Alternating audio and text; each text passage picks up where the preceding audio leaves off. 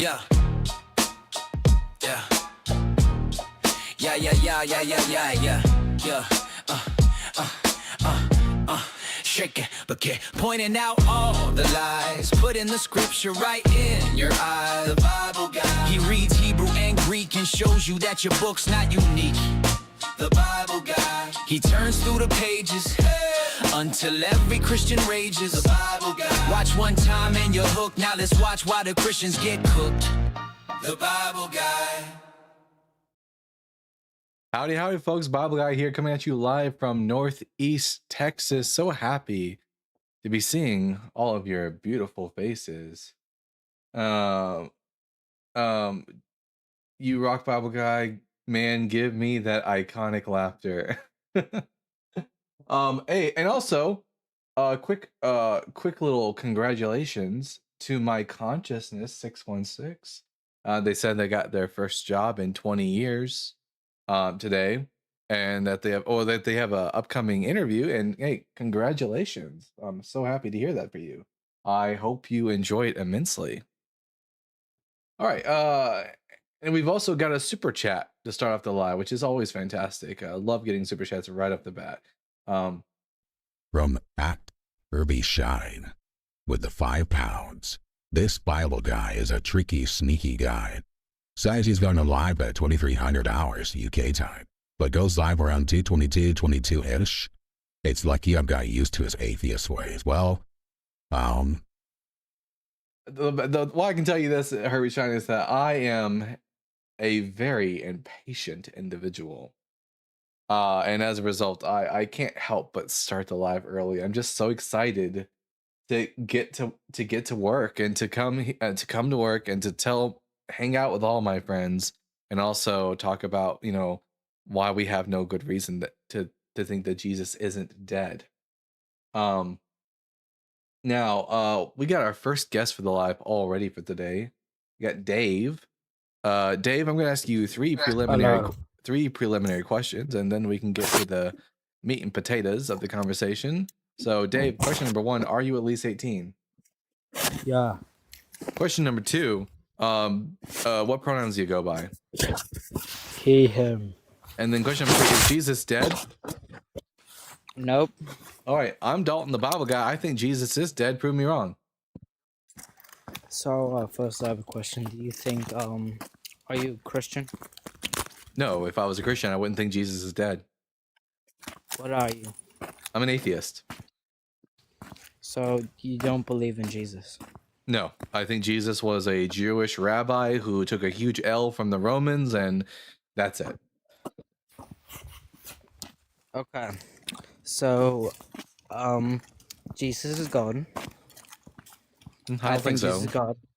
Why? So, because it was actually proven that he was God, scientifically. Oh, really?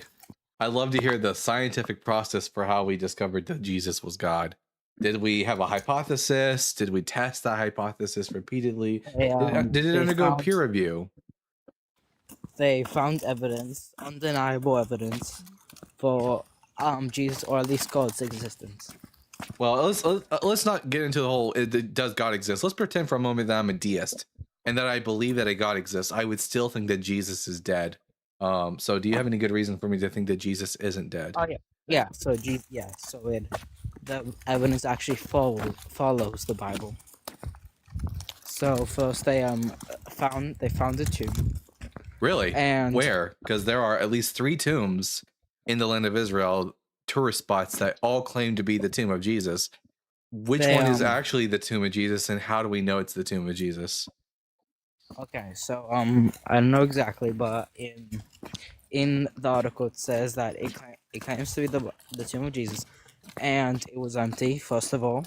Well, did you hear the main word you used in that sentence?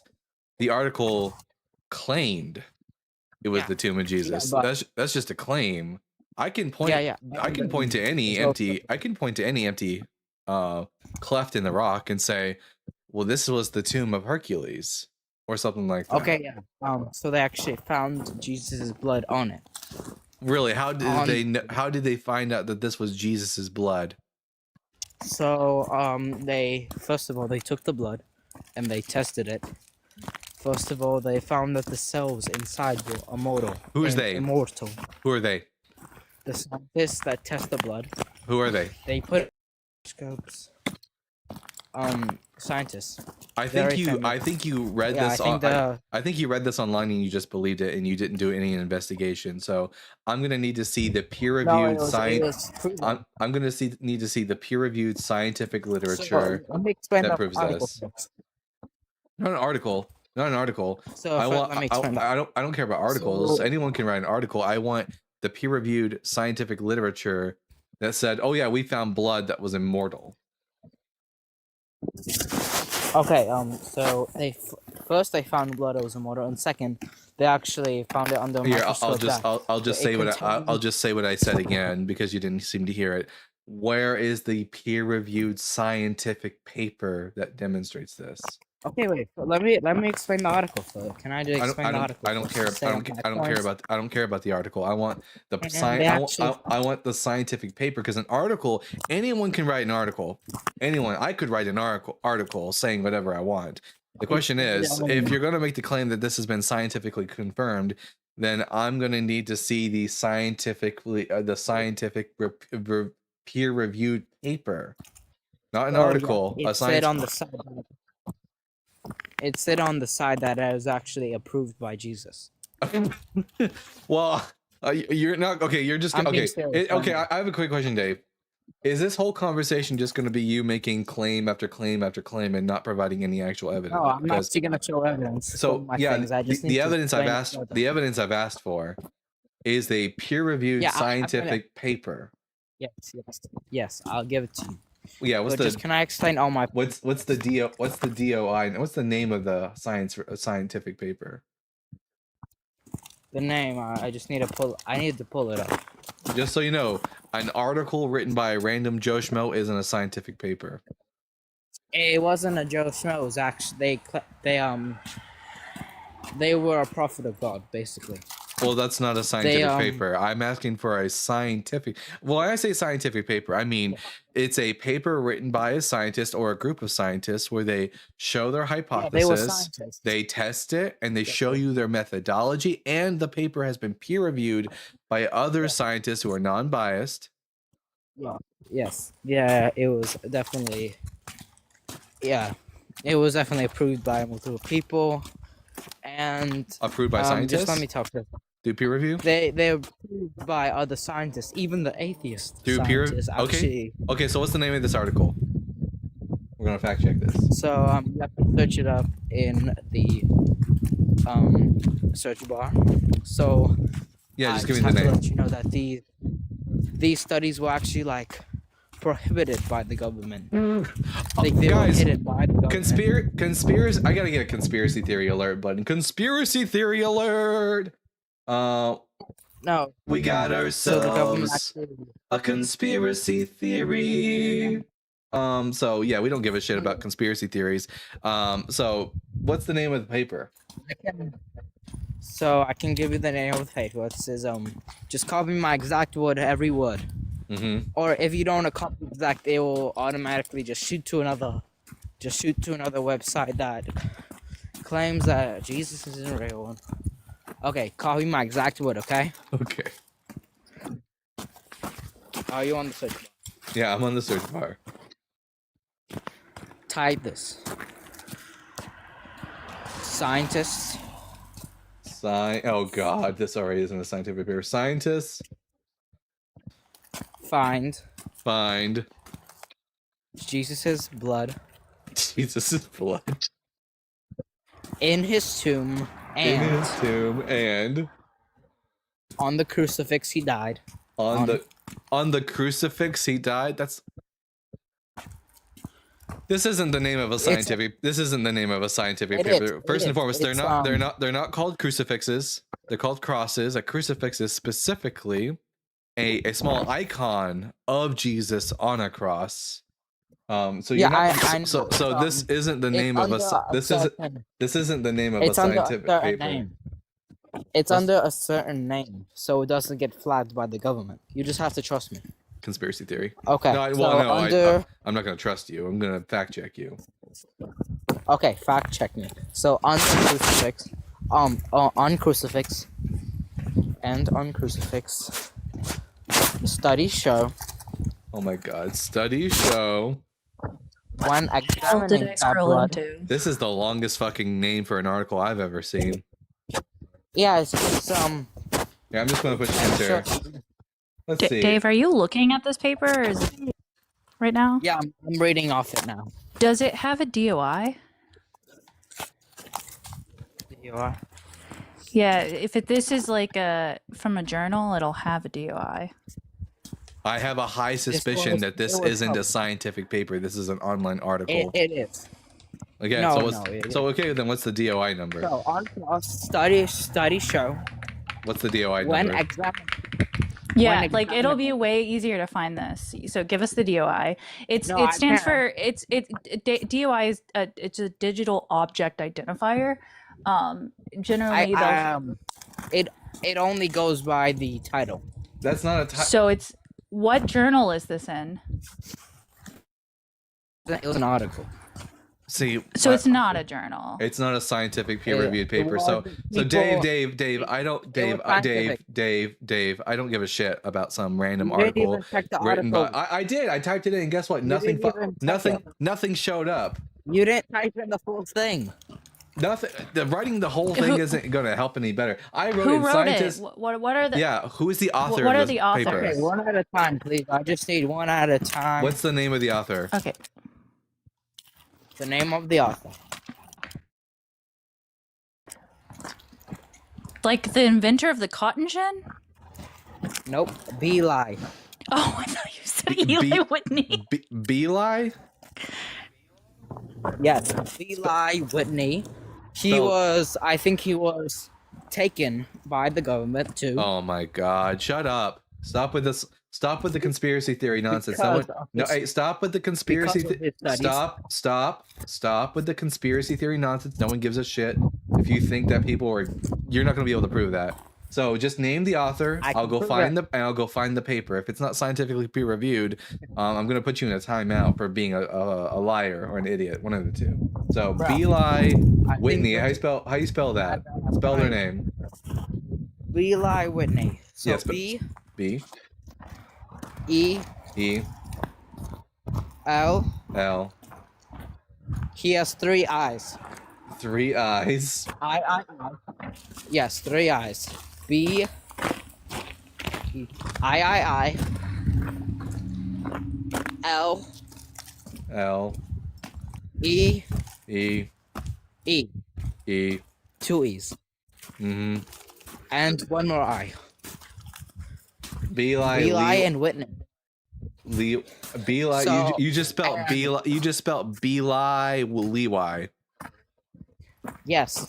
That is. All you right. say Let's see. Beli. Googling it So, and the last, he nothing- actually has a middle name. nothing shows up. You, Shocker. you have to search his middle name and his last name. So Beli, I don't believe middle you, name. Dave. I don't believe you. I think Why you're can't you just search it up? I think you just don't want to. Dave. I've 'Cause you searched. just- I've I searched. up didn't get anything everything. either. Yeah, I You just have to searched. search Up, his middle name and last name. I just did, and nothing showed up. I didn't tell you his middle name yet. I don't. You don't need to give me the middle name. Fine. Okay. For funsies, go ahead and give me the middle name. And did you even spell the last name correctly? Yes, you said Leei.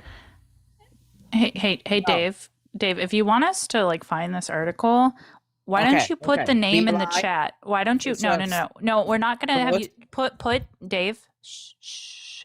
Put the name in the chat. You spell it all out.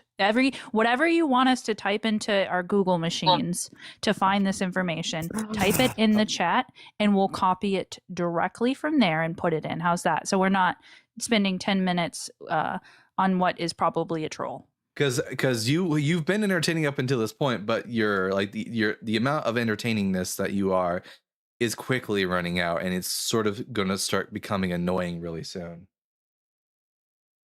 So type it into the chat. Otherwise, I'm gonna think you're just a troll, and I'm gonna drop you and move on. So, balls in your court, champ. So it's up on YouTube, but it's not on TikTok. By the way, I see you pulled it up. Oh, you had it on YouTube for a second when you Oh were yeah, searching? I did. Yeah. What did I tell you guys? I knew it wasn't going to be a scientific article. I knew it was going to be some fucking like just random Joe Schmo writing an article making claims, not an actual scientifically peer-reviewed paper. Guest is not very good at following instructions. Don't waste your time here. It's a condition of the heart. Enough proof. Nope, not enough proof. Sorry. Dave, we're waiting on you to. There we go. There we go. Oh my god, that name. All right. Copy. Paste. The middle name for YouTube, by the way, is Christ Lord. So he's saying the name is Belial Christ Lord Whitney. Be live, Christ Lord Whitney. Are you sure it's not? Yeah. This is not. Nothing came up. Here. I'll show it. Wait, what? I'm pretty sure something came. Yeah. Well, maybe just. A Yeah, little bit more. correction from Google thinking you've drunk half of a 6-pack and are typing into your computer. That's what comes up. Okay. Yeah, Search it up. I want you to throw. I am. Look on the can screen. throw the I article. looked it up and nothing Yeah, fucking yeah. came up. So I'm done. Go down. Go down. Go. So I'm done with this talking point. You're gonna move on to a new. You're gonna give us your next best argument because this one's not going anywhere. So I'm giving up on Scroll this down. thing. Scroll down. You have to scroll down. I can point it to you. Hey, Dave, how about this? You go find the source and DM us. Yeah. We're not going to do your work for you. You go We've find the asked article. you for a DOI. We've asked you for a title. We've asked you for who wrote it. And none of these are providing sources. It is not our job to come up here and scour the internet for data you claim exist. Yeah. I'll- Here's what you do, Dave. Now you can either move on to a new point that you think is evidence for the resurrection, or you can leave, go find the article, copy the URL, message me on TikTok the URL, and then I can pull it up. Those are the rules now. Okay, I guess. I move on to another point. All right. Since you just don't want to do it, Yeah, I don't want to do your homework for you. it's- Correct. you don't want to actually. I don't want to waste my time. Correct. Move on. Okay, so the next one is that something cannot come from nothing. I don't believe that. I don't believe Had that. to be- I don't believe something came from nothing, and that conversation has nothing to do with the resurrection. with the resurrection. Okay, so the resurrection. So people found documentation of Jesus. From where? Okay. From the ancient Rome. Where So else? I'm just gonna Oh, to stop you really quick. You're gonna have to provide the same level of evidence for this next claim as we asked you on your last claim. Any claim that you make on this channel, we're going to ask you for a DOI, some sort of title, where you found this manuscript or where this is on the internet. All of that. You just have to search up. No. You need to provide us the actual title of the article, and I'm going to give it one go. I'm going to type in the name of the article only once, and if it doesn't show up, I'm just going to assume that, like the last source, you have no idea what you're talking about. Okay, I'll type it in.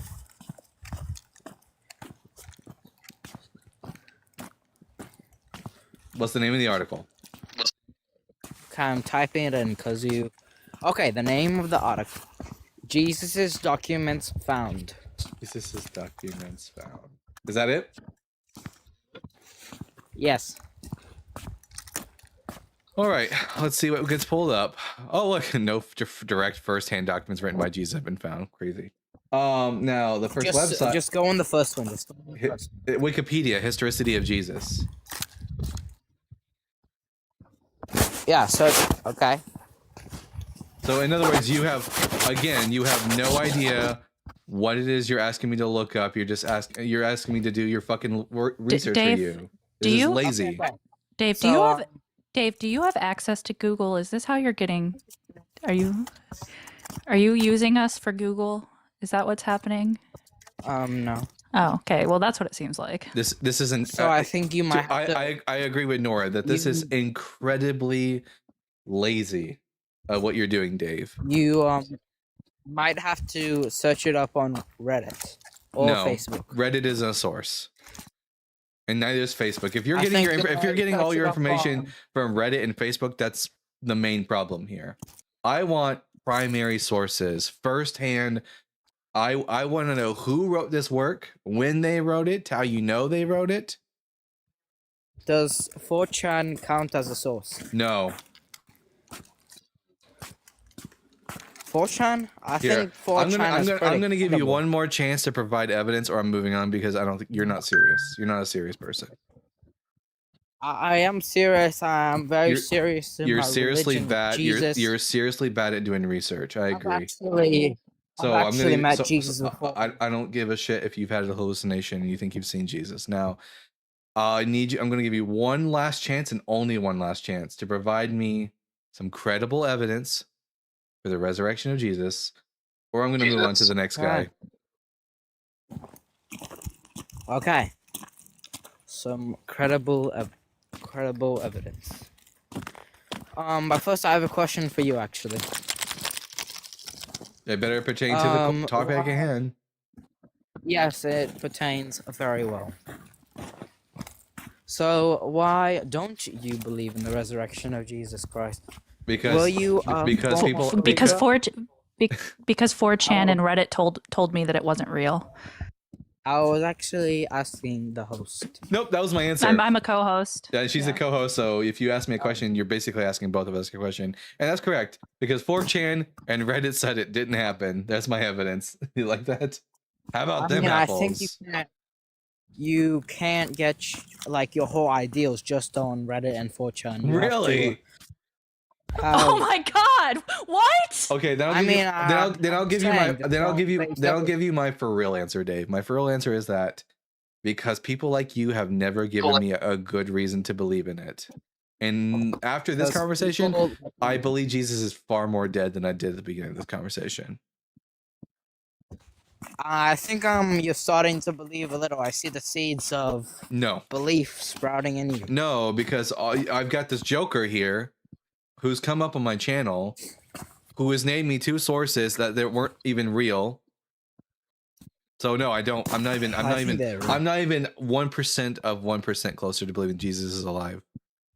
I mean, you may say that, but I literally see that you are starting to believe. Yeah, you see things that aren't real, obviously. I'm done with you. What a waste of our time. I don't know if that was a troll. I give them props because I would be laughing my ass off if I said those things and I didn't mean it. I don't know the difference between an authentic Christian and just a troll. I can't tell the difference. Do All I right. have a lag? No, I don't think so. Okay. Here, let's test it. I'm gonna count to 5. You know the drill. 1, 2, 3, 4. 5. It's a couple seconds lag, actually. Okay. All right. I'm going to talk to that political guy 22. That political guy 22, I'm going to ask you 3 preliminary questions, and then we can get into the conversation. So question number 1, are you at least 18? Yes, I'm 23. Question number 2, what pronouns do you go by? Him. And then question number 3, is Jesus dead?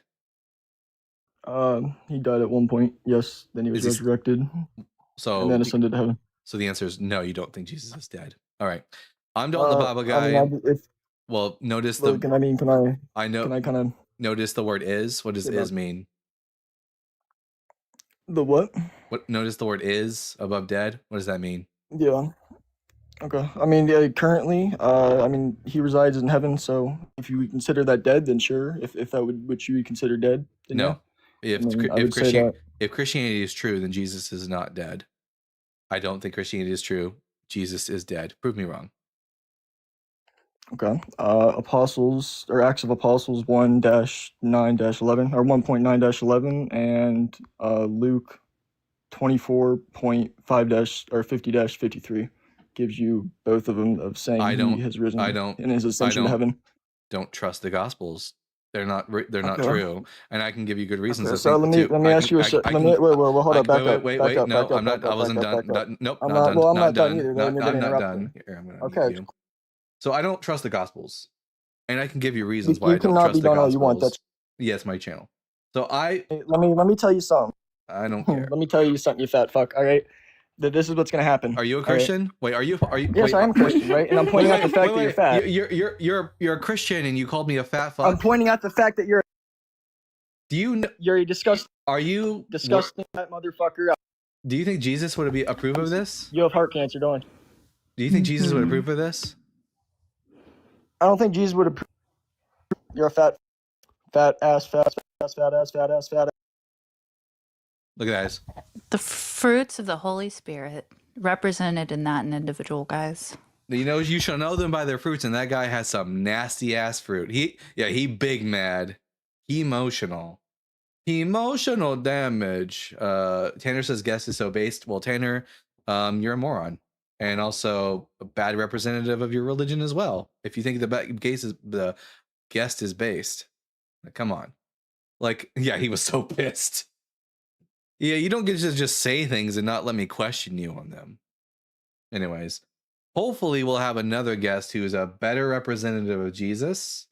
So far, it's 0 for 2. Like, not a very good start to the day as far as I am less of a Christian now than I was at the beginning of this conversation.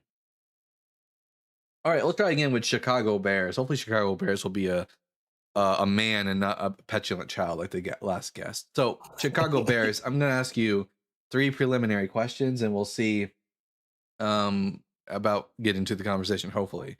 So question number 1, Okay. Are you at least 18 years old? Yes.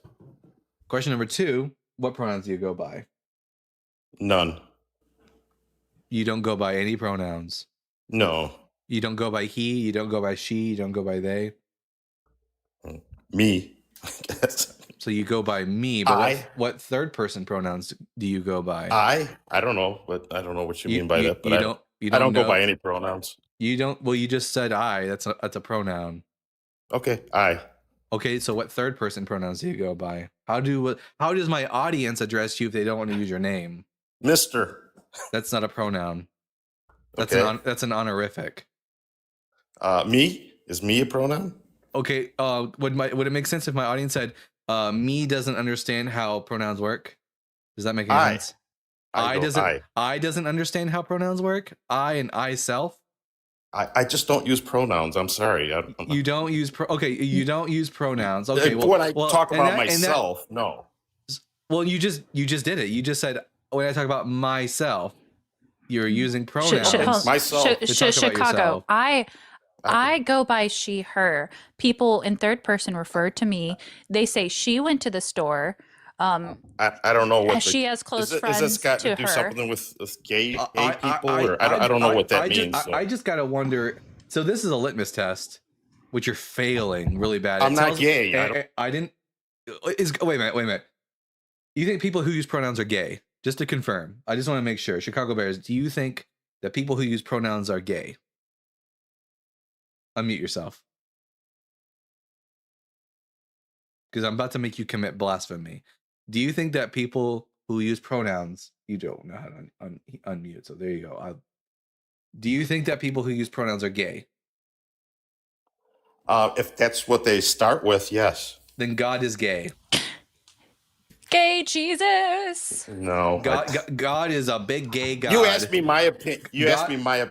Jesus said, I am he. Jesus is gay, y'all. Jesus is gay according to Chicago Bears. Now, Chicago Bears, if you just don't know how pronouns work, that you're obviously either not honest enough to have this conversation, or you're not smart enough to have this conversation. Tell me which one it is. Are you just not smart enough, or are you just not honest enough? So go ahead. Either give us your third person pronouns, or I'll drop you and move on to the next guest, because I don't waste my time with dishonest and stupid people. I? Third person pronoun. I gave you I. You said that was one, right? Okay, third person pronoun. Can you give me examples of it? I'm an old guy now, so we've been learning. Okay, being old. Being old. Okay, fine. There you go. Being old as fuck is not an excuse. There are lots of wonderful people in my audience who are older, who have aged like fine wine, and people have been learning about third person pronouns in the English language ever since schools were instituted hundreds and hundreds of years ago. So this is a new wave question though for older people. So it's not. Well, all right. So Chicago Bears, he, him. We had to teach him about pronouns, so I'm not sure how this conversation is going to end up going, but I guess we'll give it a go. Question number 3: is Jesus dead? No, he's in heaven. All right. I'm Dalton the Bible guy. Jesus is dead. Prove me wrong. Well, the 12. I mean, you're not going to go by the Bible because you don't believe in that. So you don't believe in any of the Gospels, but history. The disciples. Do you not believe in history? I believe in history, but the historical record is that the only real evidence we have of any of the death of the apostles would be Peter, Paul, and James.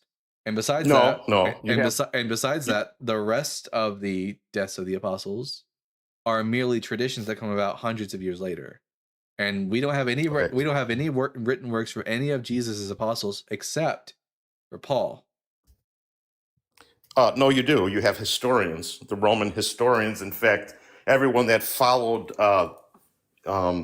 Caesar and all those people, all the Roman emperors, they all had historians. So the disciples are definitely in the historical facts. So if you only want to use the Bible as a fact, I'm talking about history. But we don't know anything about the disciples of Jesus. All we have are the myths about the historians. The historians don't write anything about the disciples of Jesus. Like, name a historian, a non-Christian historian that writes about the disciples of Jesus. Josephus. Okay, the only thing Josephus says talks about James. That's it. James, the brother of Jesus. He only mentions James, the brother of Jesus, and says that he was killed unjustly by the high priest of his time. But that's all he says. Like I said, there is history. How did Christianity spread? If you don't believe through the early history, I believe in history. You're the problem. I don't believe in. I don't. Obviously, you don't. You're a bit confused. You're a bit confused. I believe in history. I'm not confused at all. I believe in history. I just don't believe in the myths that surround history. Like, for example, I believe in Alexander the Great. I don't think Alexander the Great was born of the god Zeus. So I believe in history. I just don't believe in the myths surrounding history. So I believe that Jesus of Nazareth existed and he had students, but we just don't know very much of anything about those students. And historians don't say anything about them. Yes, they do. Okay, but they all were killed. They were all killed. Evidence that they were all killed. What is the evidence? The evidence is in history, in the history of the early historians. The only historian I don't have. I'm sorry, I don't have the names in front of me. Okay, with the Roman whoever the historians were for Caesar and all of his emperors. Then it's just a claim. No, Tacitus and Pliny say nothing about the disciples of Jesus. Well, and then I can't teach. And Josephus only talks about. Teach common sense. It's not common sense. Your common sense is nonsensical, and it doesn't matter how common something is. Okay. You don't have any evidence for what you believe. You just believe something because you heard it. Okay. Common sense is evidence. No, it's not. I can't teach it though. Wait, no. It's not. No, common sense. Okay, I'm pausing. Common sense is not evidence. There was at one point in history, it was common sense that there was water above the heavens, that the sky was made out of water. We know that's not true. It was at one point common sense that the earth was flat. That turned out to not be true. It was once common sense that if you want to get rid of bad blood, you put fucking leeches on people to heal them. Common sense, just because it's common, doesn't mean it's sensical, doesn't mean it's true. So we don't do an appeal to common sense. That's literally a fallacy. So, and also, again, when it comes to historians, the only historian that mentions any of the disciples of Jesus by name is Josephus, and he only mentions James and that he was killed by the high priest unjustly, and that's it. Unless you can provide me the names and sources for these historians that talk about the death of Jesus, I ain't going to believe it. You're just making nonsense claims. Now you can respond. again, you said you believed in the disciples, right? Yeah, I believe Jesus had disciples, but like, do we know anything There we about go. them? Okay, we No. got some common ground finally. So you believe in history that Christianity spread, correct? Yep. Like all religions. Okay. How did it spread? How did it spread? Yeah, through evangelism. Through what? Through evangelism. What exact? Who brought that evangelism then? Paul. Mostly. He's to the only Gentiles. one. Well, he's the He's one. the who's- only one. He's the one that's responsible for the Gentiles, and then we have a bunch of Apollonius, a person named Barnabas. He wasn't an and- apostle. Barnabas was an apostle. No, I'm saying the 12 apostles, all 11 out of the 12 died. We don't. Well, no, we But don't know how- that. We don't know that. Well, we do know they died, correct? Of course, everyone died. Or, Everyone I mean, who- seriously, here we go with the common sense Everyone who lived 2,000 years ago is dead. Yes, but were they? So Did they get you- killed for their belief in Jesus? We don't have any. We don't even know that to be true. Well, were there Christians being killed in Rome? Yeah, there were some unknown Christians. Some? Not- Some? Yeah, Okay. And then what made them stop killing them and all of a sudden believing in Jesus? all of us. It wasn't all of a sudden. What happened? Well, yeah, 313 AD. The Well, edict it's not all of a sudden, but 313. You want to hear? Okay, if you're gonna ask a question, the next thing you do is shut up so you can hear the answer. I'm listening. So why Rome stopped killing Christians was because in 313 AD, under the Edict of Milan, Christianity was made a legal religion in the Roman Empire, and the reason it was made a legal religion in the Roman Empire is because the Emperor Constantine converted, and the reason he converted was probably because his mom became a Christian. And why did she become a Christian? Because someone made an argument that was convincing to her. That's why Christianity was made legal in the Roman Empire. Okay, but it spread, correct? All religions spread. Islam spread. Like Judaism spread. So what? Religion spread. That's the nature of religion, especially a religion which has at its foundation the idea that you're supposed to spread it, like the disease that it is. Okay, so you don't believe anything in the Bible. I didn't say that. There are some nuggets Okay. of historical truths within the Bible, but the majority of it is Okay. either myth or mythic history. Like the Gospels. So you believe in it Like, historically. I definitely don't trust the Gospels to tell me anything about the historical Jesus of Nazareth, especially when they can't even agree on any of the facts regarding his birth. Okay, but you agree there's history in the Bible, correct? Yeah, like in the same way that you'll find pieces of corn in a pile of shit. There is a few nuggets of history in what the a good Bible. example. Yes, there's a few nuggets of like historical Okay. truths, but the majority of the Bible is either myth or mythic history. So you believe it's a conspiracy, the whole thing is No. a conspiracy. No, Okay, so why No, was the pe- Bible the people who like believed in Jesus genuinely believed in him. They didn't spread the religion for nefarious reasons. That's what conspiracy theories are. Conspiracy theories are people who are intently are conspiring to bring about harm to other people. That wasn't the intention of the apostle. So no, it's not a conspiracy theory.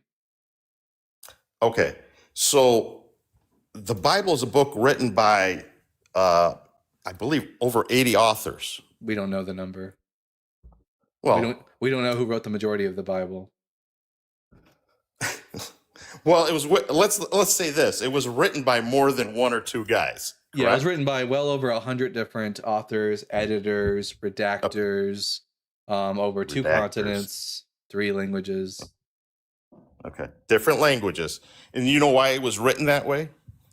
Because cultures change over time. So when for example, No, when no. the Jewish people went to Babylon, they stopped speaking Hebrew as their day-to-day language and started speaking Aramaic. So their writings reflected that, which is why some of them start writing in Aramaic. And then when the Greeks took over, Greek became the lingua franca of the known world. That's why the New Testament was written in Greek to reach the largest amount of audience. That's why it was written in different languages.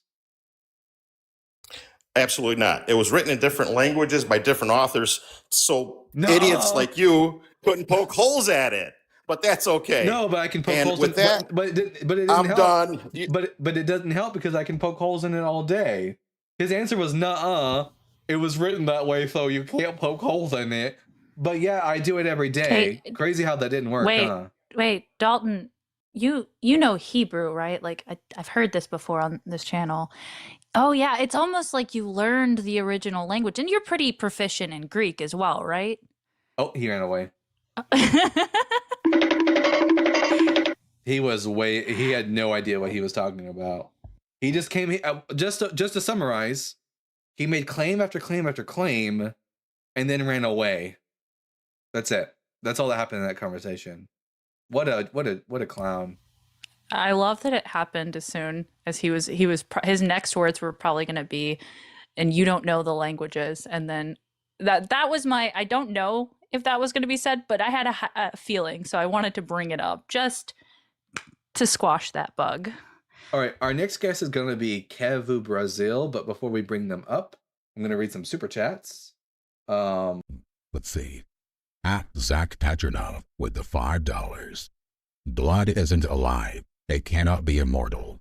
It is like saying the milk that Jesus lactated is immortal. Yeah, I mean that person Dave had no idea what he was talking about, making the claim that they found immortal blood. That would have revolutionized the scientific world. And yet, but of course, the reason that Dave said that it didn't is because he had to lean on conspiracy theory mindset and say, well, it's being hidden because of secret agendas. I can't prove it, but just trust me, bro. Yeah. Liz and I discovered a secret agenda. The conservatives are actually lizard people. I believe it. All right. Thank you. At Rachel Lucero with the $4.99. Cheers to all people embarrassing themselves for Jesus on the internet forever. There have been a few people who have embarrassed themselves. And by the way, guys, a little fun thing for you guys today. Whenever we get caught up on guests and we don't have any more guests, I'm going to be reading to you guys a message I got from Bob. And Bob made a really bad argument, and Bob, just like most Christians, don't do the research. So we're going to be debunking Bob, busting Bob. That's what we're doing. Okay. Kevo Brazil, I'm going to ask you 3 preliminary questions, and then we can get into the conversation. So question number 1, are you at least 18? Yes. Question number 2, what pronouns do you go by? Yeah. And question number 3, is Jesus dead? No. All right, I'm Dalton the Bible guy. I think Jesus is dead. Prove me wrong. Alrighty. I'm gonna start off by saying, I feel like this was my first point. You as an atheist, I feel like no amount of evidence will convince an atheist. I feel like it's the matter of the heart. It's not. I would say so.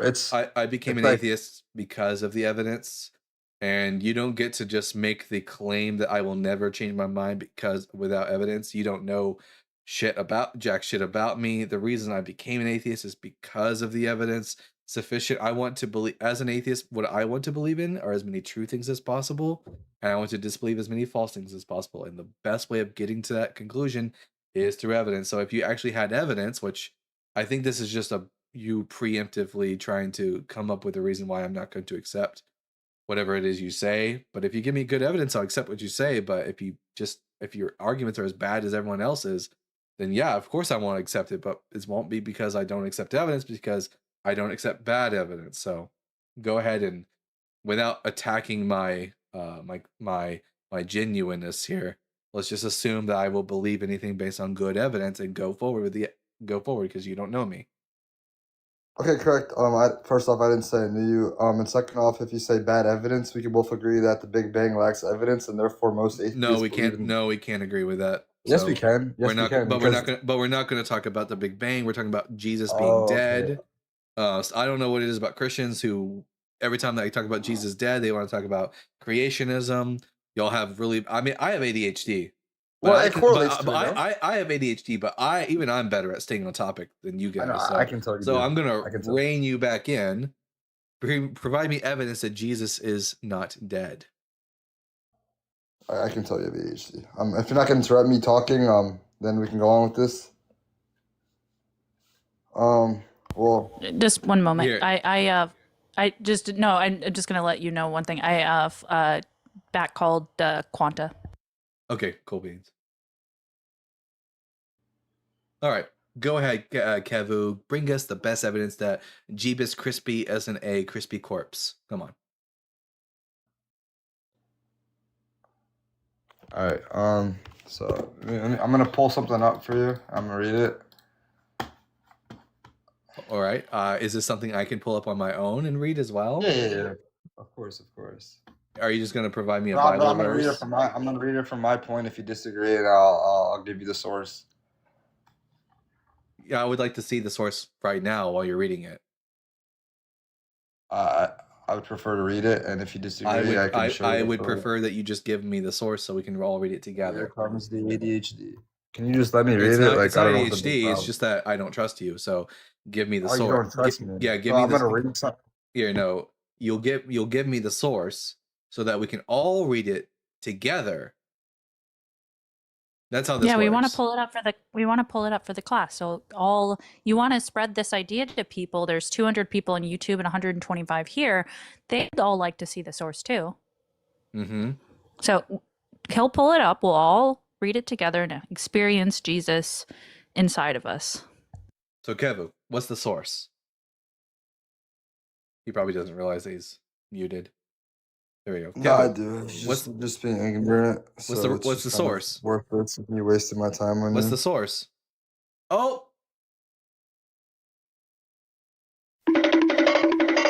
See, what Kevin wanted to do was he wanted to read his source without us being able to fact check him live so that he can twist it to say whatever he wants to say. But we ain't going to let him do that. You see, we hear like evidence. I don't just believe shit that people tell me. I don't want to waste my time him reading some nonsense source.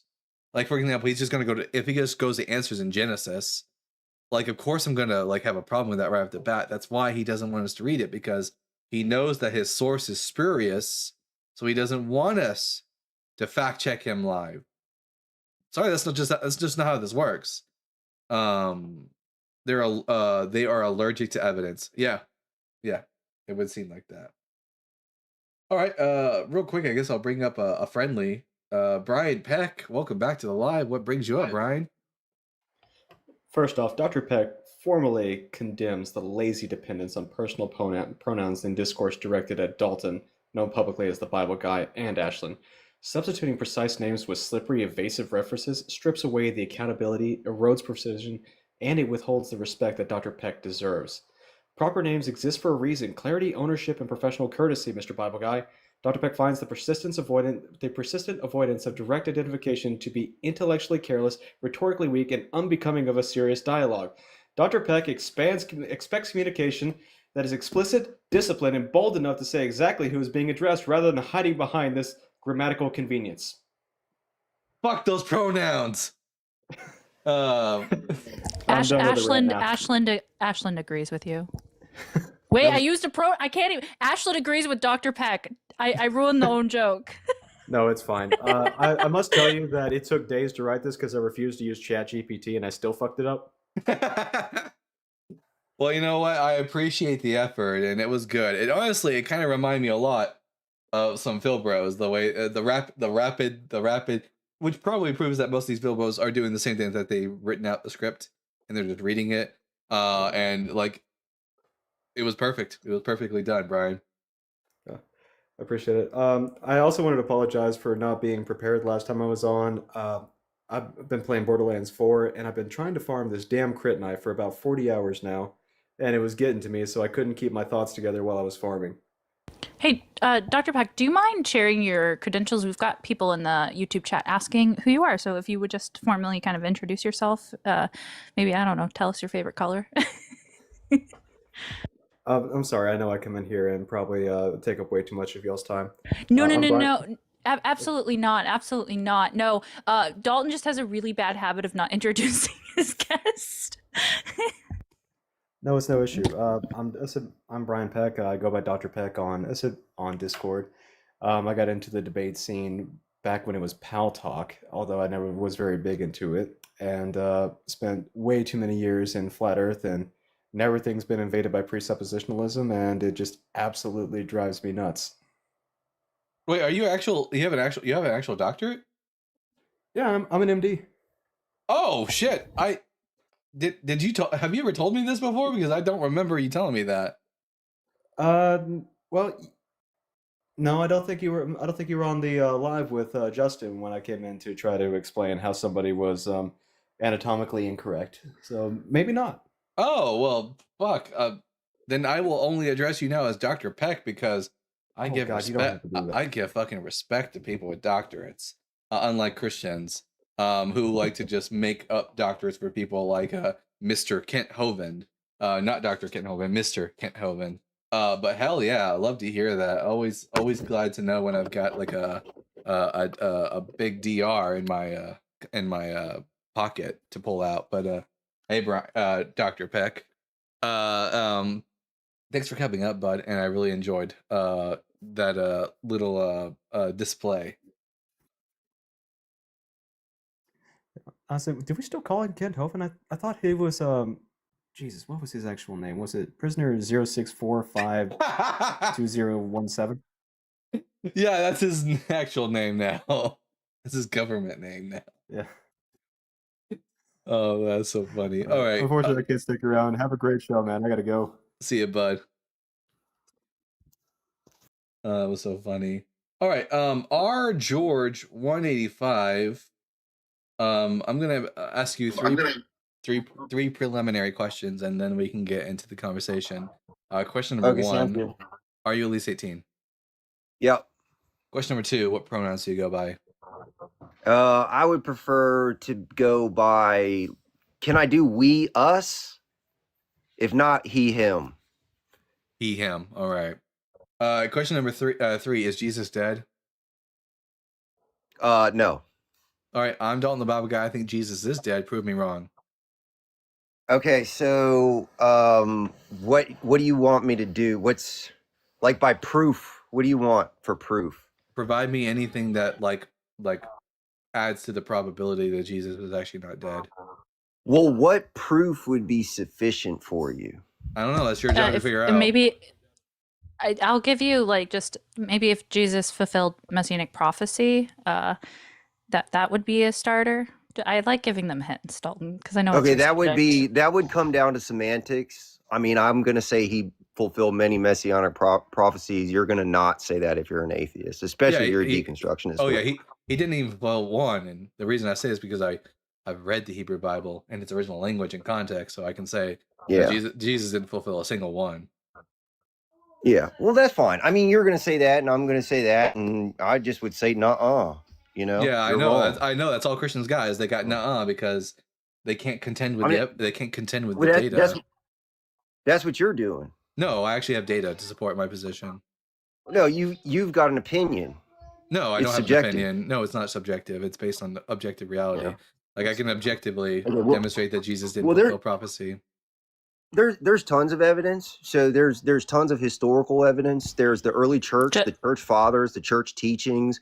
There's non-Christian scholars that's evidence that the religion that's evidence that the religion existed.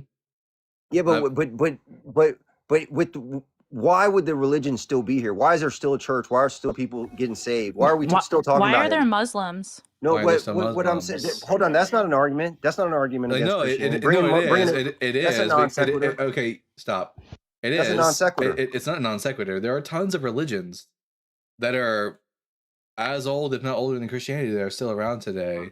Zoroastrianism, older than Christianity, still around today. Why? That has nothing to do with whether. Why is it? If it's not true, why is Zoroastrianism still around? No, so I don't deny that those religions do exist. What I'm saying is there's one that's true and there's one that's real. I don't think so. Yeah, it happens to be Islam. The one, Islam's true. It happens to be the one that we're talking about. Judaism. That's what you're talking about. Judaism is true, which is why Jesus isn't the Messiah.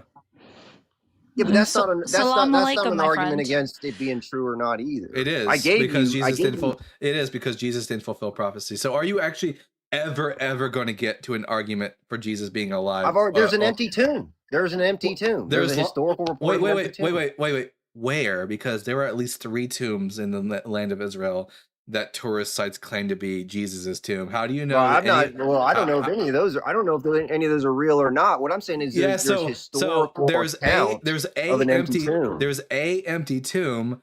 How do we know that any of them belong to Jesus or that Jesus's body was ever in them?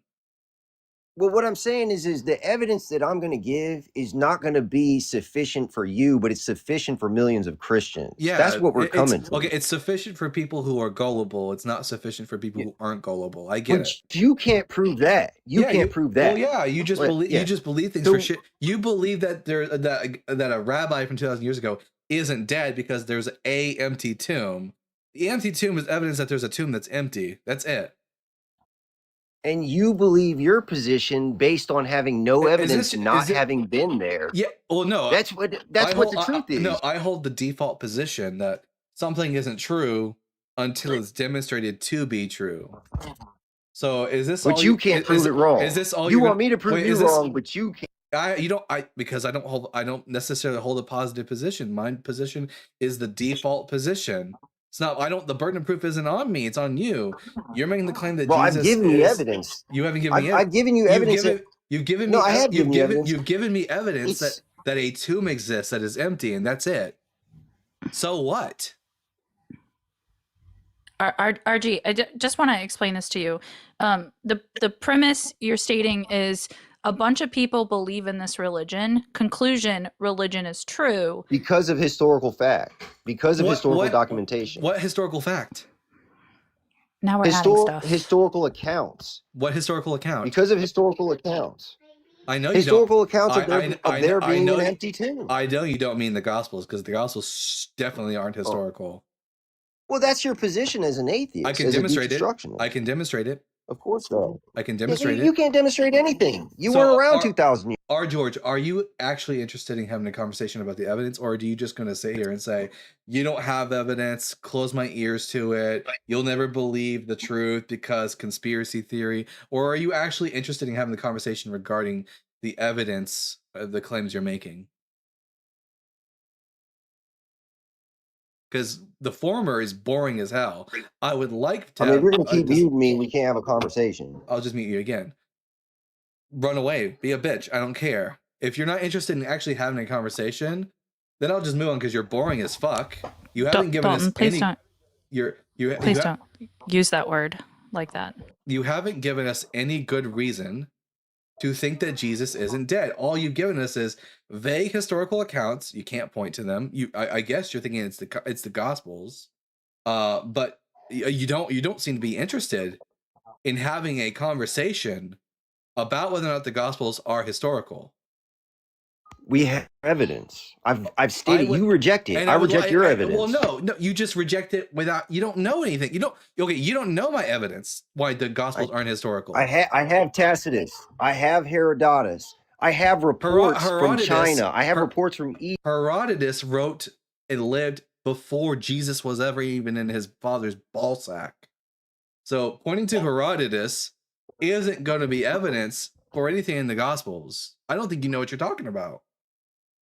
I have Josephus. I have Tacitus. What does Josephus say about the resurrection? He says that Christ was crucified. Okay, so were thousands of Jewish people. Doesn't mean Jesus is alive. What is Jesus? But what he is- only what is- mentioned Jesus, though. No, he didn't. That's Judas- the only one he mentioned. Nope. You obviously you haven't read Josephus. Otherwise, you would know that in book 18 of Antiquities of the Jews, that Josephus mentions that Judas the Galilean, along with 2,000 Jewish rebels, were crucified after the revolt, due to the taxation of. And who did he Quirinius. mention by name? Who did he mention by name? Judas the Galilean.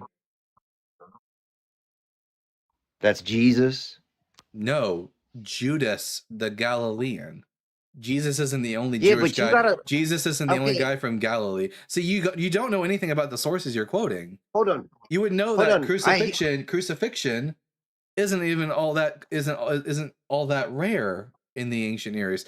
Hundreds of thousands of Jewish people were crucified in the first century. Give me a reason to think that Jesus of Nazareth wasn't just another execution, but that someone who resurrected from the Well, dead. Listen, I'm trying to give you some, and you may be more well read than me, but it Clearly. doesn't. I do at the end of the day take it in faith. There is sufficient evidence Well, I don't give a for shit. me from what I've looked that, into. That means so you're if I say something well, wrong, yeah, you okay. In other words, translation. I believe there's sufficient evidence without any proof. Therefore, I just believe it on faith. We don't give a no, shit. but We don't give you a keep shit muting me. You're not. because you're talking while I'm talking. We Hold don't- on, Dalton. RG, how do you feel about essay? I think it's wrong. Okay, just making sure, because it seems like other people have a different impression, and like you said, different things, Rob. Oh, So just also to make sure, have just to make sure, sexual assault is always wrong in every case, Rob, no matter what, right? yes. And you, if so, you and also if, have and if someone, what if someone is the cause of sexual assault? That person is in the wrong, correct? we're talking about Jesus is dead. Yes, I just Yeah. already said yes. Yeah. Okay, so if Yahweh caused someone to be sexually assaulted, he would be in the wrong. Well, hold up. What do you mean? Hold on. We need to lay out terms here. Here we What go, are you guys. talking about as far as morality? Because if you're talking about by, God, by your own hold on. definition, you said sexual assault is wrong all No, the time. no. And No. you also, I'll answer the question. You said, But just you to be need clear, to let me define terms. just to be clear, I said, is sexual assault always wrong? You said yes. I said, if someone causes sexual assault, is that always wrong? You said yes. As soon as I said, if Yahweh causes sexual assault, now it's like, well, what do we mean by what's moral? Funny how you weren't so because if you to answer the presuppose, question. hold on, Dalton.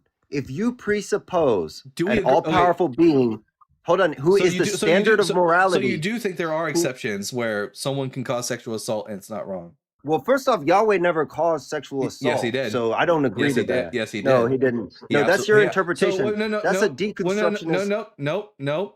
We're gonna go to what the Bible says, and we're gonna see like what stems are being used. What does Yahweh Himself? Your say? semantics are going It's- to allow for that. And I reject. Yeah. Well, no. Okay. You just don't. You're just gonna say. Basically, you're just gonna plug your ears in. No. Whenever I bring up the evidence and go, "Nuh-uh," that's what you're telling us.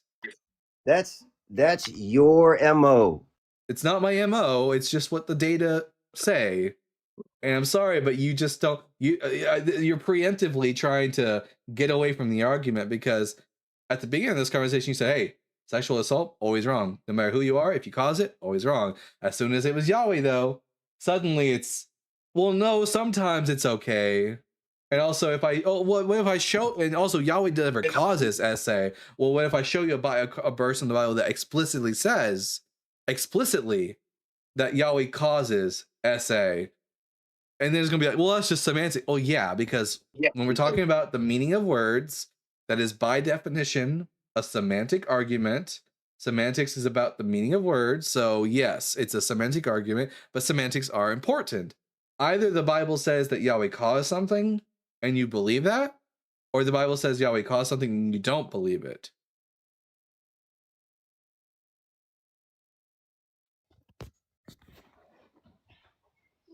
I reject your interpretation. You reject do you reject the meaning of the word "I will cause"? What does that mean? God is sovereign over all things. If Didn't ask something that. happened, Didn't ask that. He inadvertently Didn't ask that. allows things. Didn't ask He that. allows I didn't ask things to about happen. allow. I didn't ask about allow. I didn't It's ask. an axiom. Nope. I didn't ask about the phrase "I will allow." I asked about the phrase "I will cause." What does "I will cause" mean? What is cause?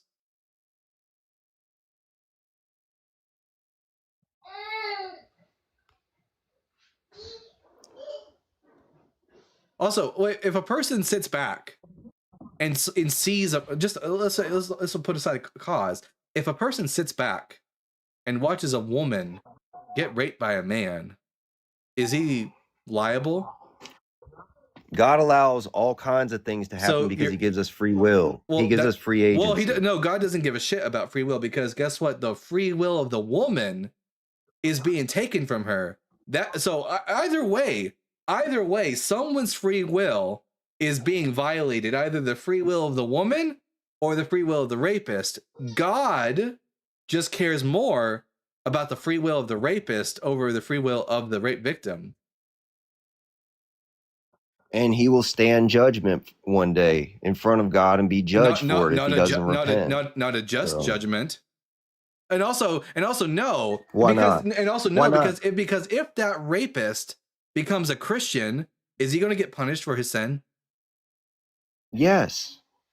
So Christians, Yes. so he's going to be punished for his sin even after believing in Jesus. So it's like on his deathbed, he has a genuine conversion to Christ. Is he going to heaven or hell? You still reap from the flesh what you sow into the flesh. No, because he's dying. He's on his deathbed. He has a genuine deathbed conversion. He comes to believe that what he did was wrong, and he comes to believe in Jesus Christ. Is he going to receive the fruits? Is he going to go to heaven or hell? What happens to the rapist in your worldview? Well, we're not talking about my worldview right now. The question is what happens in your worldview. You're making the question that God is just, but what happens to the rapist on his deathbed when he confesses that Jesus Christ is Lord? I'm not going to let you get away from this. Does he receive the punishment for his crime? You have to answer to your claim. I'm not going to let you pivot. I'm gonna keep you. I'm not gonna move on. I'm gonna keep you held to this until you answer or you run away. So, R. George, will the rapist receive a punishment for his sin if he dies on his deathbed believing in Jesus? If God allows him to be redeemed, yes. Wait, so he's on his deathbed. There is forgiveness. He's on his deathbed. He believes in Jesus. Are you saying yes, he will receive punishment in the afterlife, or he won't receive punishment in the afterlife? I mean, that's on the living God, who is an all-powerful being who has the right to forgive. Yes or no, George? And not. Yes or no, George? I can't speak for God. If a person believes in Jesus, what happens to them when they die? If they have true, genuine belief in Jesus and accept him as Lord and Savior, what happens to them when they die?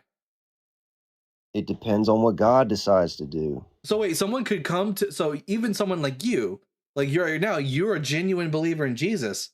God could still throw you in hell even though you're a believer in Jesus?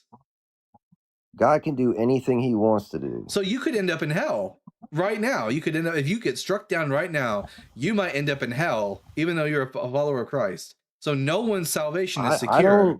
I don't presume no one's God's will or so everyone. R. George is basically saying that. Wait, you don't presume. Hold on. You don't presume God's will. So it is possible that God did make someone rape in the Bible.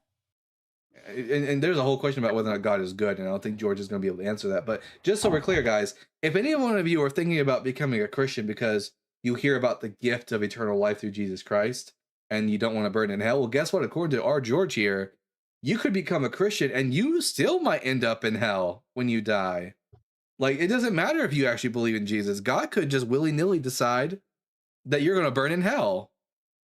What way to sell your religion, George?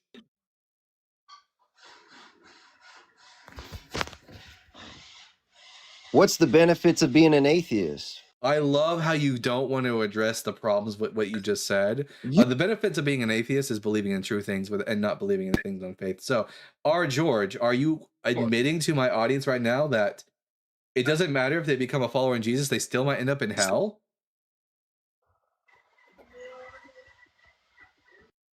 I think that Jesus is your best shot to get into heaven. I don't presume that God is. But it's still just a chance. Like I could just as likely end up in hell either way, because God could just choose to put me in hell, according to you.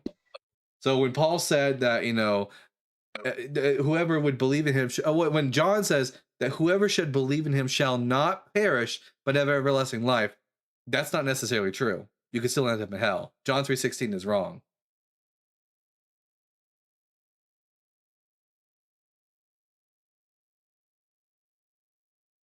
Are you going to deny John 3:16, George? I mean, you keep muting me. Are you going to deny John 3:16? Are you going to let me talk? Are you going to deny John 3:16? Yeah, I believe that you're very likely to go to heaven, but I'm not making that call. No, That's not very God. likely. Not very likely. Does God not make a promise that if you believe in Jesus, you will not perish but have everlasting life? Where's the maybe in that verse? Yeah, I believe that. Yeah. Okay, so if I you believe believe in it. Jesus, you're going to go to heaven, right? It also says in Matthew 6 that many will come to me on that day and say, Lord, Lord, and I'll tell them, depart from me, I never knew you. Yeah, So because they were I don't living presume. because they were living as Christians who were lawless. You weren't reading. In the case of the rapist on his deathbed, he doesn't have a chance to live as a Christian who's lawless. He just puts his faith in Jesus, genuinely, truly puts his faith in Jesus, and then dies. He didn't live his life as a lawless Christian because he wasn't a Christian up until this point. So he is a Christian, and after becoming a Christian, doesn't commit any other sins because he just dies after that. Is God going to forgive him and let him into heaven? I think It's not for me. It's not for me. I think you know the answer. You're just being dishonest. In reality, the answer is, for most Christians who are honest, unlike George, is that yes, God is going to forgive the rapist of his sins, and the rapist is going to go to heaven, and the rapist is not going to receive any punishment for his sin. Rob here is just a dishonest fuck who doesn't want to like he wants to squirm, and he wants to get away from doing anything but answering the obvious implications of his questions. So we're just going to go back and see what the Bible says about whether or not God causes. Actually, wait. If God does cause rape, are you just okay with that? Do you think it's okay if God causes rape? Not saying he did yet. But hypothetically, George, if God causes rape, is it okay? What happens to the rapist in your worldview? Nope. Not gonna pivot. If God causes rape, is it okay? I'll just mute you every time you don't answer and ask it again.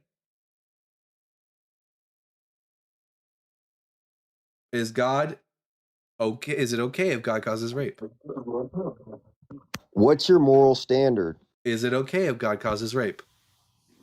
We're not going to pivot. Why is rape wrong? Why? We're not going to pivot.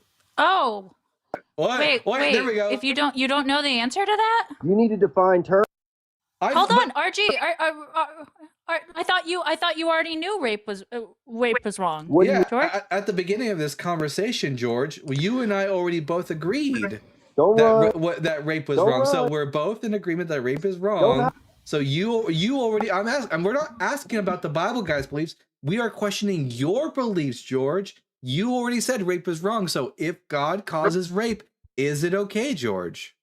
I'll give you one last You're chance. making a claim. I'll give you one last You chance. need to be establish honest. a basis Okay. for your claim. No. Bye, George. Thank you for being dishonest and showing my entire audience that, hey, guys, according to George, even if you become a Christian, you might still end up in hell. And apparently George doesn't know why rape is wrong. And God is just if he causes rape. Just FYI. Chicago Bears in the comment section. I now have it screenshot that you are calling us gaytheist. So you're gonna go in plenty of discords about how your Christian spirit is. There's nothing wrong with being a gay individual, but you meant that as an insult. And good for you for being a shitty Christian. It's kind of the standard. Ashlyn, you're meeting that standard. Ashlyn, he's just hoping that I'm gay because he wants to know if he's got a shot. And the answer is no, Chicago, you don't have a shot. I'm sorry. All right. We're going to read some more super chats, and then we're going to bring up Coach Brown.wow.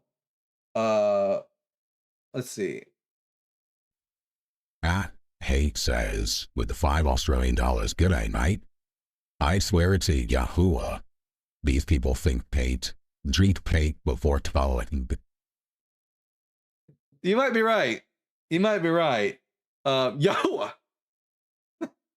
I gotta get a sound on my board that's like a guy doing kung fu and going Yahuwah, just in case we get any BHI people who call in, you know. Yahuwah. All right. And then Zach Kacherov again with the $5.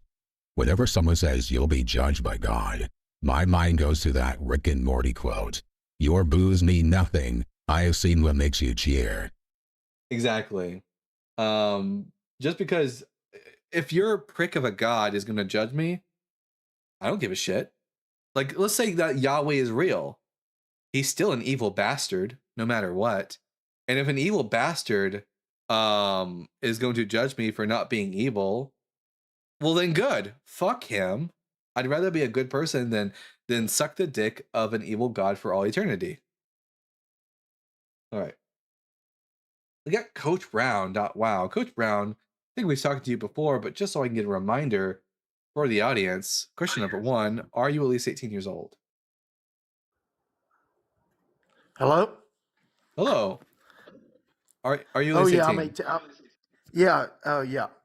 And what pronouns do you go by? What now? What pronouns do you go by? Coach. That's not that's a title. That's an honorific. Yeah, That's not a Mister. that's an honorific, not a pronoun. Yeah, Why is it? Why is how it? about he? Why is it that He. why is it that no Christian seems to know what pronouns are? You go by he. There you go. And then question number Yeah. 3: is Jesus dead? No. Well, I think Jesus is dead. Prove me wrong, Coach. Okay. Explain to me your evidence for why he's dead. Yeah, my evidence is that no one has been able to give me evidence to the contrary, and Jesus being dead is the default position. Okay. So you believe in Jesus, that he was a person. Yeah, he was a rabbi who took a huge L from the Romans, died, and stayed that way, as far as I can tell. Okay. Do you believe that he was the divine Son of God with No, Mary? he didn't Okay. even fulfill messianic prophecy, let alone being the Son of God. Okay. So you believe basically that he was a historical person that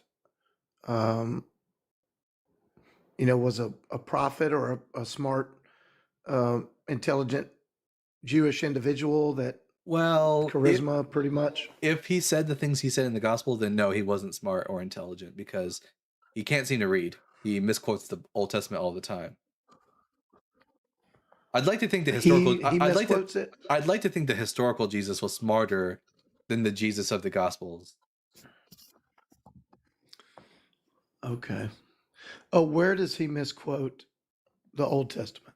Yeah, like for example, in Luke chapter 4, when he's in the synagogue in Nazareth, he opens up the scroll of the prophet Isaiah, and he turns to Isaiah chapter 61, and it says, "The Spirit of the Lord God is upon me," and he makes the claim that that's about him, but in its original context, it's not about the Messiah. It's about the prophet who wrote that book. Okay.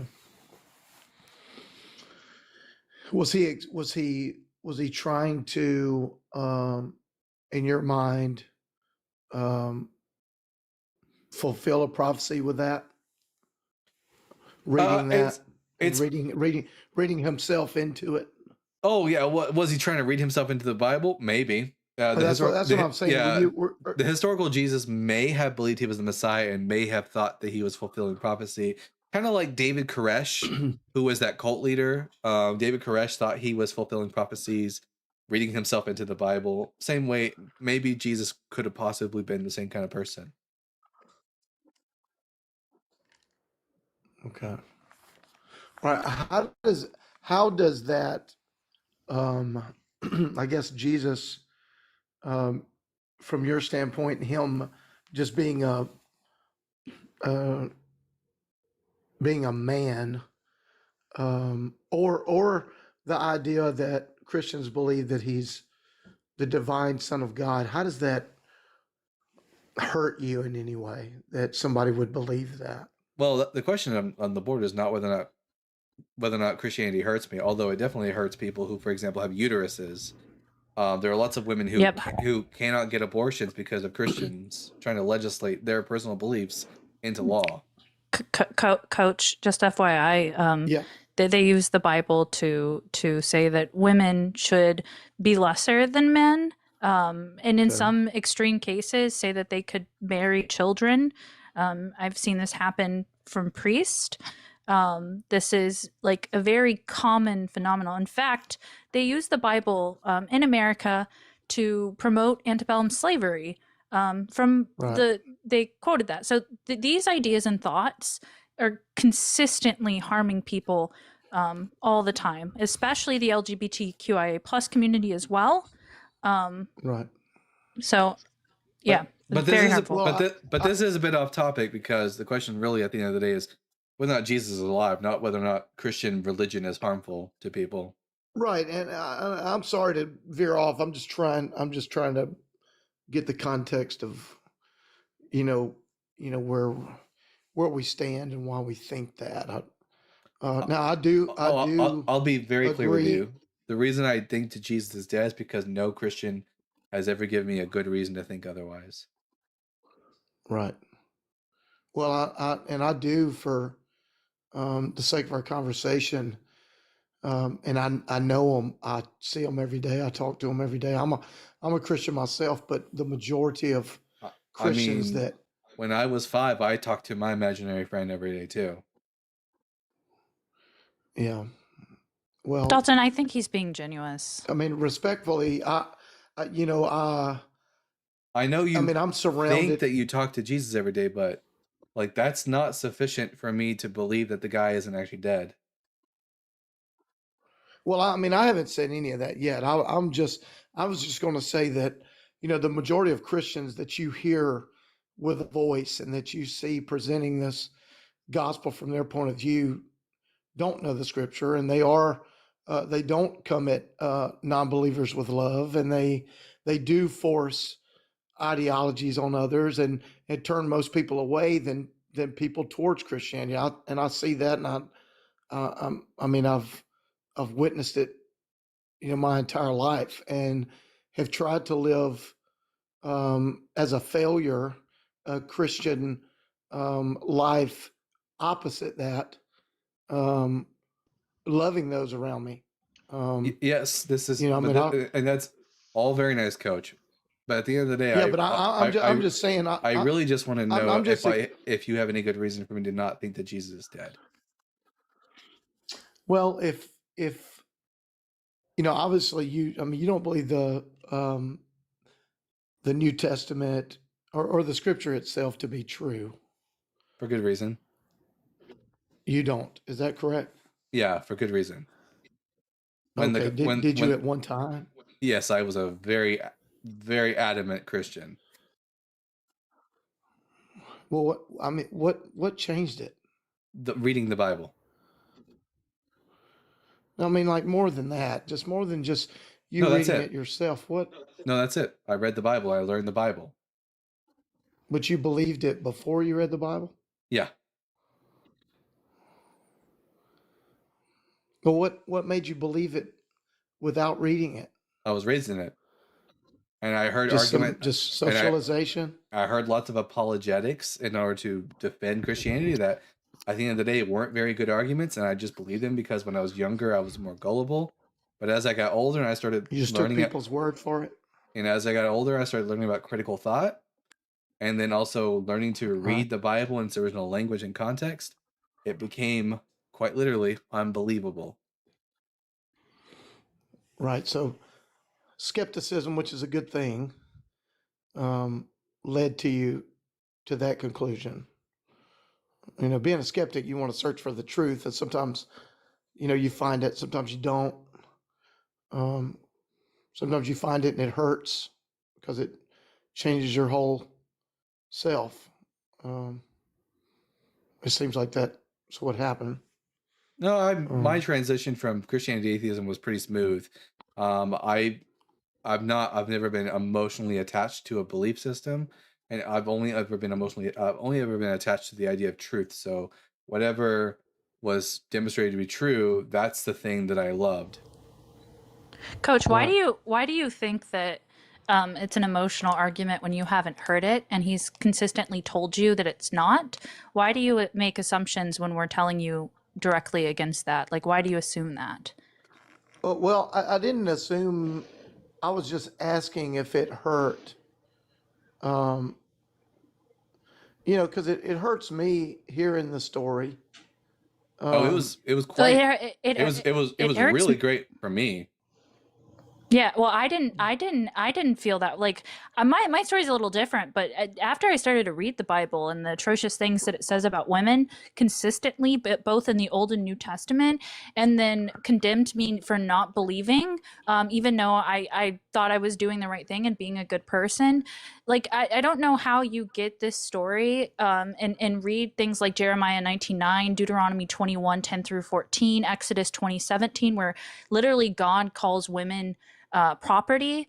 I don't see how you think that people who have just read it plainly and say, is this a good thing or is this true? Like, wouldn't believe. Like, that just seems like the logical thing and the reasonable thing to do. Right. Well, and I can understand that. I you know, I mean, there are a lot of things, especially in the Old Testament, that I don't understand why God um, The New Testament's allowed or why worse He chose. Yeah, the New Testament's arguably worse. because it has Well, the I mean, concept I don't. it has the concept of hell, and hell is infinitely unjust as a And concept. Jesus supports the Torah. He says he like, and what Paul calls it, holy, just, and good. Yeah. So, like, the people in the New Testament not only introduce hell, but they basically tell us that you should follow the law and that it's good, and that law consists of slavery, misogyny, and awful other atrocious things. And I Well, I mean, absolutely cannot believe that there is an all good, all powerful, all loving God, and also believe in the concept of hell. Those things are contradictory through and through. There is no harmonizing those two ideas. Hell is unloving, it is unjust, it is unfair, it is not good. yeah. I mean, I know it's a terrible place. It's a terrible place that I couldn't imagine myself or my children or whoever spending eternity there. Yeah, And there's not a single person on this planet who's ever done something so bad that they deserve eternal punishment. Sure, you got people who are super bad, like famously Adolf Hitler. 6 million deaths, horrible. He should serve 6 million lifetimes for all the lives he stole. But To be fair, infinite 11, punishment? 11 million. 11 million. 11 million people. Yeah, 11 million 6 lifetimes. million Jewish people, yeah. Exactly. He should serve 11 million lifetimes. But infinite punishment for finite crimes, no matter how big those finite crimes are, is not justice. That's unjust. That's evil. Well, I mean, I myself, I mean, I like I told you before, I mean, um, my children, I was married to their mom for 20 years, and probably for 15 of that, she tried to leave many times. And I just picked my kids up and would follow her, because I tried to keep my family together. And she, um, moved to another state. We went to, and, she was just constantly trying to, um, leave, and just being a mom and a wife wasn't what she wanted. And, she ended up doing that, moving in with somebody else. We couldn't move, we couldn't follow her anymore. And, for years after that, as my children grew and they lived with me, and, I felt as though I was a failure, and how it just, disappointed my children, this life that that I wanted to be the best husband I could be and the best dad and all this. And then now things kind of fell apart. What was it what did I screw up on? What could I have done better? And and that was years ago. And Coach, I in do some have to, ways, Coach, I do have to ask what this has to do with what we're talking about. Because this just sounds like I'm just getting this. to, What it I'm getting sounds to like. I know you're being genuine with me, but it sounds like we're just talking about your personal testimony and the emotional reasons why you came to Jesus. But quite frankly, when it comes to wanting to know what is true, emotional stories and arguments are never going to work for me as a person. I need evidence for why I should believe, demonstrable evidence, well, I independent mean, I'm evidence. telling you this. I'm telling you this for myself. I mean, we're having a conversation, and you know, and I just kind of want to get to the point where we've talked about these bad things that the scripture is full of, and there's so many good things that I've reverted to get me out of those pits, which you is know, great. to I think it's great that you were able to to cherry pick the good parts of the Bible and then use them to well, course I correct didn't say cherry pick to y'all.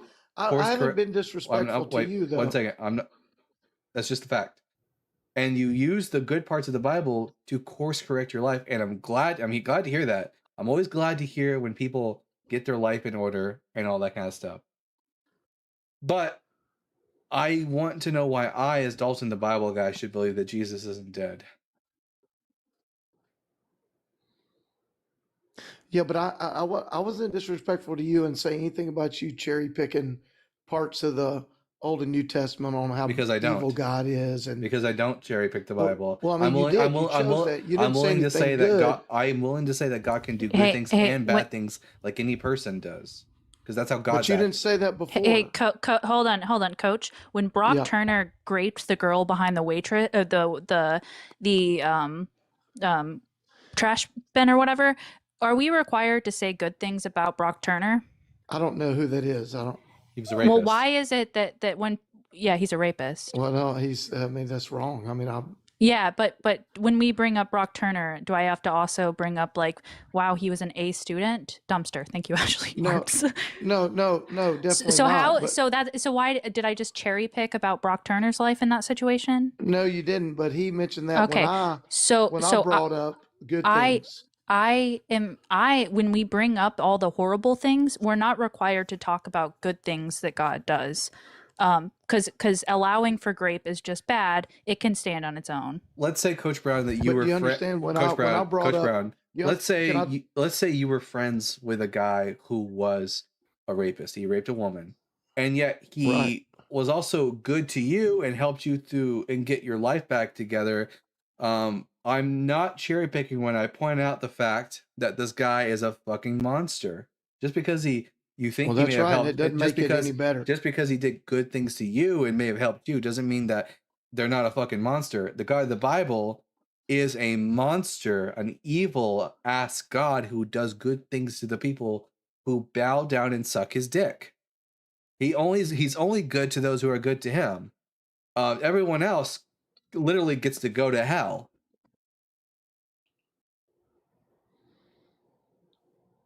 Can I ask a question? Yeah, go ahead, Rabbi. All right, Coach. When something bad happens to you, do you say something along the lines of like, "Why me"? Have you ever said that? No, I have before, but that's generally not. No. Yeah. Okay. But can you imagine that people would say something like that if something bad happens? You ask Definitely. yourself, Yeah. "Why Yeah. does this People happen do to that. me?" Yes. Yeah. Yeah. And do you think that people also say "Why me" when something good happens? Well, the same people that say "why me" when bad things happen probably, they probably don't say no. Right. And do you say "Why me" when a good thing happens? Yeah. I mean, at times I have. Yeah. Like I don't deserve it. Well, so this is kind of the conundrum that I think we're facing with this line of questioning is that both have to be true at the same time. Like you can't ignoring the bad things for retaining the good things I understand. is disingenuous. Like the text is there. You have to wrestle with all of it. Right. And That's even true.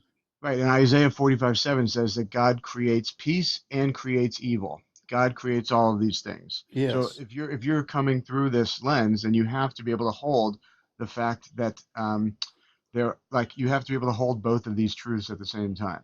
So Right. I guess like it's coming off as disingenuous. The other thing is like for the third time, the host has asked you to try and demonstrate the way in which Jesus is not dead, and you've obfuscated and equivocated, and moved away from that. So I'm just like, is that not what I guess to me, and I think probably the vast majority of people, it feels like a preaching session and not necessarily a conversation that is surrounding the topic at hand. This is a good point, Rabbi. I mean- We have been off topic for far, far too long. So I am going to rein you back in, Coach. I need to know why I should believe that Jesus of Nazareth isn't a pile of bones. Well, I mean, it goes back to the question when I asked if you believe in the scripture as, as, historical fact. And I mean, I believe it is. I believe the scripture tells us that, Paul tells us that he's, it says the end of Mark, he's resurrection. I believe in the resurrection. Well, Mark, the original ending of Mark was just an empty tomb and no Jesus. Now, when it comes to the Gospels, they're not historically reliable. Would you like for me to give you an example of why it is I don't trust the Gospels? Well, I mean, I know a lot of history of the Gospels, and I mean, you're probably gonna. I mean, we don't have many non-Christian sources. I mean, other than Tacitus, Josephus, all these individuals, and but yeah, because of what Josephus writes, I have a high amount of reason to not take the Gospels as being historically accurate. In fact, I'm willing to say that at least when it comes to like the nativity stories of Matthew and Luke, they're just making the entire thing up from scratch. Even if Jesus was a real person, the nativity stories of Jesus, his birth stories in Matthew and Luke are 100% entirely fabricated. They're made up. They're non-fiction. They are fiction. And we can say that because of the historical data. For example, do you think Jesus of Nazareth was born during the reign of King Herod the Great? well, I mean, it's sometime around then. I mean, we don't. I mean, well, it's according to the Gospel of Matthew, was Herod the Great alive when Jesus was born? yeah. When you read the story in the scripture, that's what you take from the story. Yeah. Now, historically speaking, Herod the Great ruled as the king of Israel from 40 BCE until 4 BCE, and then he died. Right. Right. So he died in 4 BC. So Jesus, the Gospel of Matthew says that he was anywhere between 1 to 2 years old when Herod sought to kill him. So that would place Jesus' birth anytime between 6 to 4 BCE. Okay. Now, the Gospel of Luke tells us in Luke chapter 2, verses 1, that when Jesus was born, he was born during the census of Quirinius. And the problem with that is that's a decade after Herod's already dead.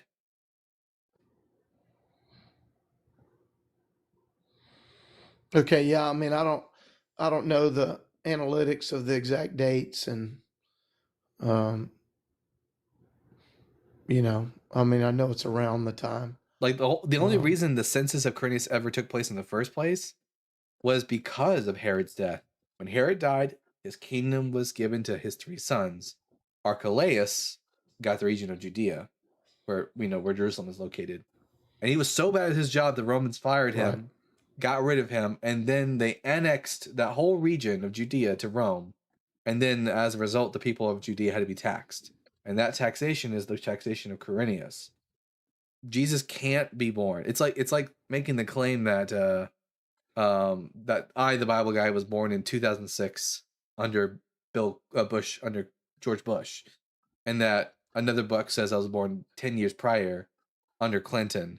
That's impossible. It's impossible. Another thing is, like, for example, the authors of the Gospels, they think Jesus needs to be born in Bethlehem because of their misreading of the book of the prophet Micah.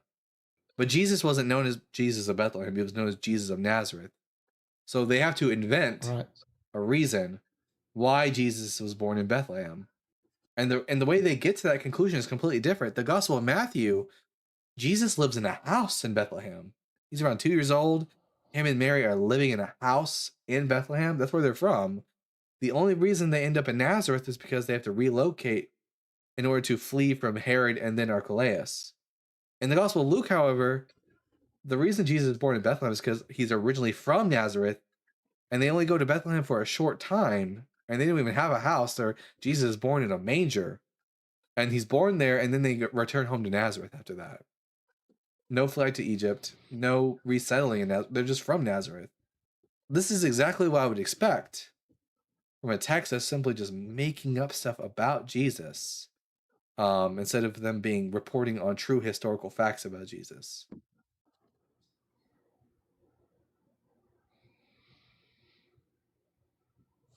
So, so Matthew, Mark, Luke, John, I mean, obviously don't believe that they were even the authors of their own books. Definitely not. Our oldest copy of the Gospel of Matthew doesn't even have a title on it. And the text itself never says it's written by Matthew.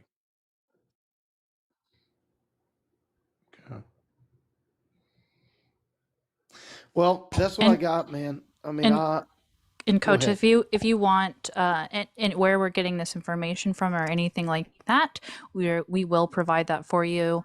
And like the manuscript, you can just DM us because I don't want to be feeling Yeah. like we're giving you all this information and it's just a lie. We can Well, back, no, back yeah, it I up. appreciate it, and I appreciate you being prepared for a conversation. I mean, I mean, I'm not arguing for what you're saying is wrong or what I'm just telling you what I believe, and I believe it to be true, and it gets me right when I'm wrong, you know. It pulls me out of the pit when I'm down. I just hate to know that there was nothing that did that, you know. Like if I was having Oh no, it the wasn't. worst days of days. Coach, it wasn't Well, nothing. hold on. It wasn't nothing that did that. You did that. You did that for yourself. You pulled yourself up. Well, You are ultimately the savior of your life. You did that, and it makes me sad when people give credit to this dead guy when in fact you Well, should be proud of the fact that you did that. You really did that, and it's amazing that you did that. well, I'm proud that I believe he who lives in me is greater than he is in the world. That's why I got out of it. You know. But because of what, that you are such a bad sinner, because God gave the conditions in which you basically needed to do all these things. He set up the biology for all of that, made the life conditions is suffering to be all about the world. So he sent his son to say, why couldn't, like, this doesn't make sense. It seems like God made all these conditions so that he could take the glory for the conditions he set, when that seems like wild to me. Instead, you faced things that were challenging and you figured out a way to use your skills, your resources to get out of that, which is a feat. Well, it was the hardest thing in my life, but I still give him all. He gets all the credit because and I can't even explain it unless you and I had a relationship and you could, and you knew me. But I think even if I knew all that, You I would know, still I say don't- I would still say it's just you, and you believe it was Jesus, but it was just you, because I know plenty of people I have relationships with who claim that Jesus did such and such a thing for them, but I know at the end of the day, it was just them. But listen here, Coach, we have to move on. I've got a I Christian. got you. Well, I appreciate it. Sorry to get off track. Yeah. You're fine, Coach. So yeah, I appreciate you, and hey, and I wish you guys the best. All right, have a good day. You as well, Coach. Bye. Okay, we're gonna move on to Sergeant Roy now, who is just itching to tell us what he learned on Wikipedia or whatever, because apparently he's gonna shut us down. So let's see what Sergeant Roy has to say. But first, Sergeant Roy, I'm gonna ask you. Oh, request canceled. What the hell? What do you mean, Sergeant Roy? Come on. You've been crying in the comment section. Come on up. Sergeant Roy is apparently a biblical scholar as well, as they've said over and over in the chat. So Sergeant Roy, come scholar us. All right, Sergeant Roy. There we go. We're gonna start this conversation with me asking you 3 questions, and then we can get to the conversation. So Yeah, baby. Let's go. Let's go. Let's go. All right. Question number. Yeah, I'm over 18, bro. I'm over 18. All right. And what pronouns do you go by? Say again. What pronouns do you go by? Oh man, the one that God created, he and him and whatever. God also made they them pronouns and she her. I mean, if God created everything, then God created all the pronouns. Unless you want to say that there are things that exist that God didn't create. No, he created the pronouns. But let me ask So you a they question. so they them. You and your host. So you go by he him. Well, Let me ask you, are you we can get to that nonsense in a second after we get done with the 3 preliminary questions. So you go by he him. okay? Question number 3, is Jesus dead? No. All right. I think Jesus is dead. Prove me wrong. What's your question? No. I've been in this dance so many times. If you believe Jesus is dead, the evidence of proof is on you, not me. So I No, it's want to know, not. why do you think Jesus is dead? Yeah, Jesus was a human. When humans die and become brain dead, they stay that way. I have no evidence to the contrary. Wrong. And he was therefore God and man. don't remember finishing my sentence. Crazy how that worked. Anyways, and because of that, Jesus is brain dead. He stayed brain dead. Mine is the default position. Then the burden of proof is on you. I'm not going to let you burden shift. So prove that your rabbi isn't a corpse. Mine's just the default position, bud. You can go ahead and unmute yourself now. I need some wine for this, honestly. Some wine for all the whiners. Sergeant Roy, you have to unmute yourself, bud. You know how to work the app? Oh, there you go. Yeah, he's not dead. So fire away. He was God and prove man. it. He's Prove not it. dead. Prove it. No, the evidence of proof is on you. I know the answer. I want to know your proof, your evidence. Nope. You made the positive claim that don't wanna Jesus do isn't. You made the claim that Jesus isn't dead. Burden of proof's on you, bud. Not gonna let you burden shift. Well, in the world of debate, the evidence is on you. You're making a Nope. claim, and I Burden want is to on hear you. why. Yeah, do and you I already, think Jesus is I already dead? substantiated that. When people die, they stay dead. And so, if you want me to think otherwise, you're going to provide me some evidence for that. So go ahead. Yeah, but he's not dead. He's not dead. We can Prove go to it. Israel. Okay. Have you been to Israel, bro? Even Have you if been to Israel? there are I tons lived of there. yeah, Rabbi has lived there. Rabbi also agrees with me that Jesus is dead. Now what? Yeah, but he's not dead. There were evidence, but I want to hear the second question. Fire away. What's the And I've been through all 3 of the tombs as well. I've been to all 3 of the tombs as well. So. Oh man, so what does it say on that tomb, sir? What? So here's the deal. Here's the issue. Notice what Rabbi why said. are He's there been to 3 all. tombs? Yeah, notice what Rabbi said. He said, "I've been to all 3 tombs." We don't fucking know. No, there's not 3 tombs. There There's are 1 3. tomb. There are 3 tombs. I'm sorry if you, Mr. Scholar, are unaware of the tourism site of Israel today. But I'm gonna slide you back to the middle. there's I more. want to know why. But there are 3 tombs in Israel today that are said to belong to Jesus of Nazareth. There's the Talpiot tomb, there's the Garden tomb, and then there's the tomb of the Holy Sepulchre. So which one of them I belongs? know. Let's just slide you back So to which the one of middle. them? Slide you Which back one to the belongs to middle. Jesus? Why is Jesus dead? Well, I want to hear your second question. He is way too. Can you, Dalton? Could you ask him after if he's been to Israel himself? Yeah, Sergeant. Have you been to Israel? Yes. So why don't you know You've seen all 3 tombs? Yeah. Why aren't you? tomb. Why aren't you aware of the other tombs then?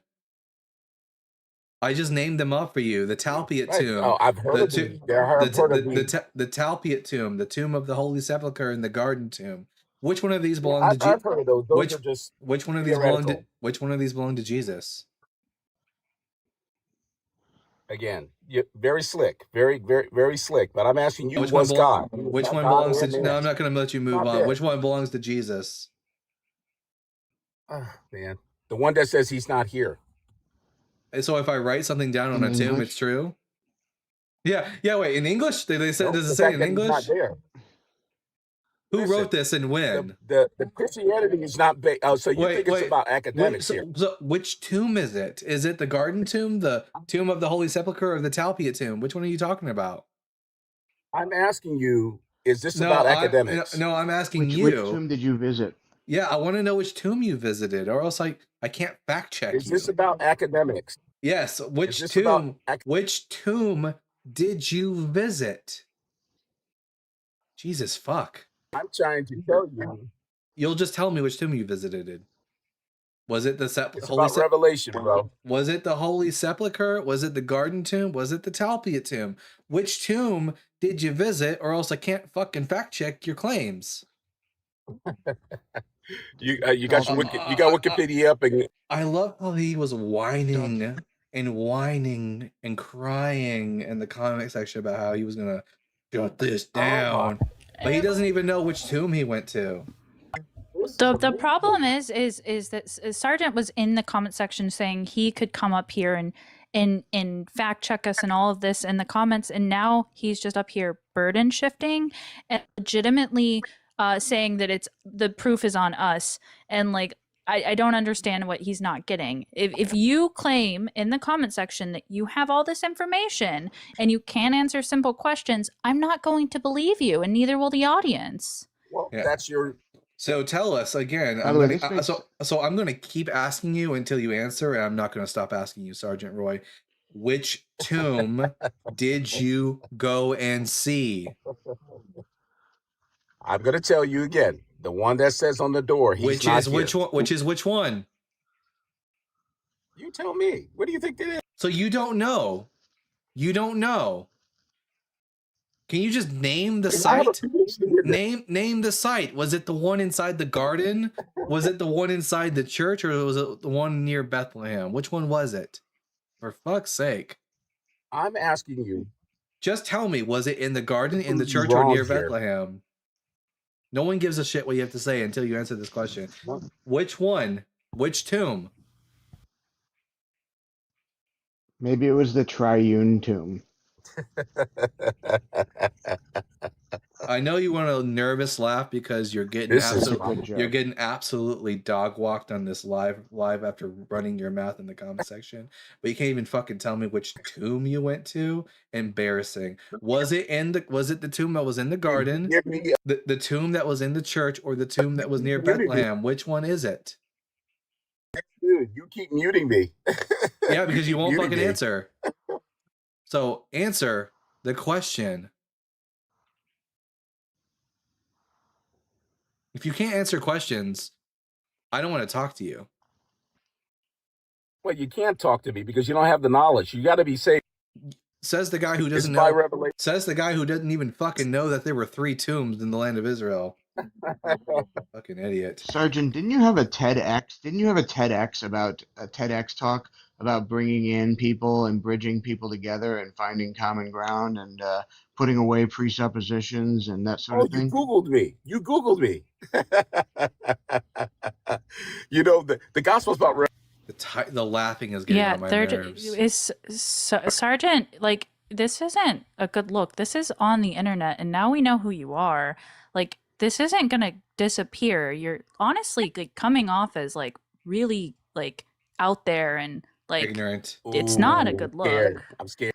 You're ignorant. I mean, I'm not saying that you should be scared. I'm saying this like, don't, if you have a TEDx talk and you're this figure, you have a reputation to uphold, and people are not going to like this. Absolutely. So I'll ask you again, and hopefully this time you can goddamn well answer me. And if you don't answer me, I am just gonna drop you. So, Sergeant Roy, the tomb that you went to, was it the one in the church, the one in the garden, or the one near Bethlehem? One I went to, and you should know this. You should know this. Is the one that says on the door, "He's no longer here." Put it. You can't answer a fucking question? I don't want to talk to you. What an idiot. How embarrassing. That is so embarrassing. I don't think he actually went to Israel. I think he read something online, and now he's lying about the fact that he went to a tomb. When he doesn't even, you can say you won all day, Sergeant Roy, but when the fact of the matter is that you weren't even aware of the fact that there were multiple tombs of Jesus in the land of Israel, I think everyone here just thinks you're a fucking Yeah, liar. I'm trying to find out if there's actually this right now. There is. There is. I'm pretty sure it's the Garden Tomb, but there is. Yeah, it's not the Okay. Church of the Holy Sepulchre. I don't think I've actually ever been to the Talpiot, but I'm pretty sure it's the Garden Tomb, and it's in So- English, by the way. That's why I asked. It's literally written Okay. on there in English. Yeah, Oh, that's what I was yes. trying to see. I was trying to check out the tomb. Yes, you know, when the apostles wrote in English on the tomb. Remember that story, guys? Fun. I can't believe that guy. It looks like they'll give a TED Talk to just anybody these days, huh? Crazy. I deserve a TED Talk at this point. All right. Oh, we're gonna bring up. It is the Just Golden really Tomb. quick, could you talk a little bit about the three tombs at all, Rav? Yeah, There's some sure. people that want to know. Just like a quick little brief. Yeah, I can't speak too much to the Talpio tomb because I've never been there, but the Garden Tomb is essentially the tomb from the Protestant tradition.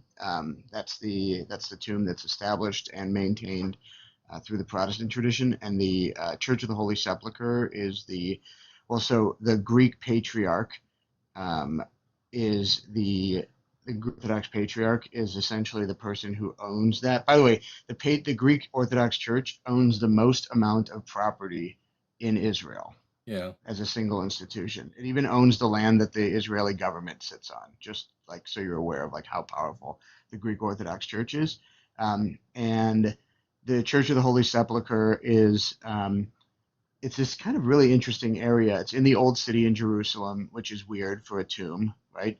And it is directly across the street from the Mosque of Omar, which is one of the most important mosques in Jerusalem. Obviously not Al-Aqsa or the Dome of the Rock. And so the Church of the Holy Sepulchre is essentially maintained by the Orthodox and Catholic churches.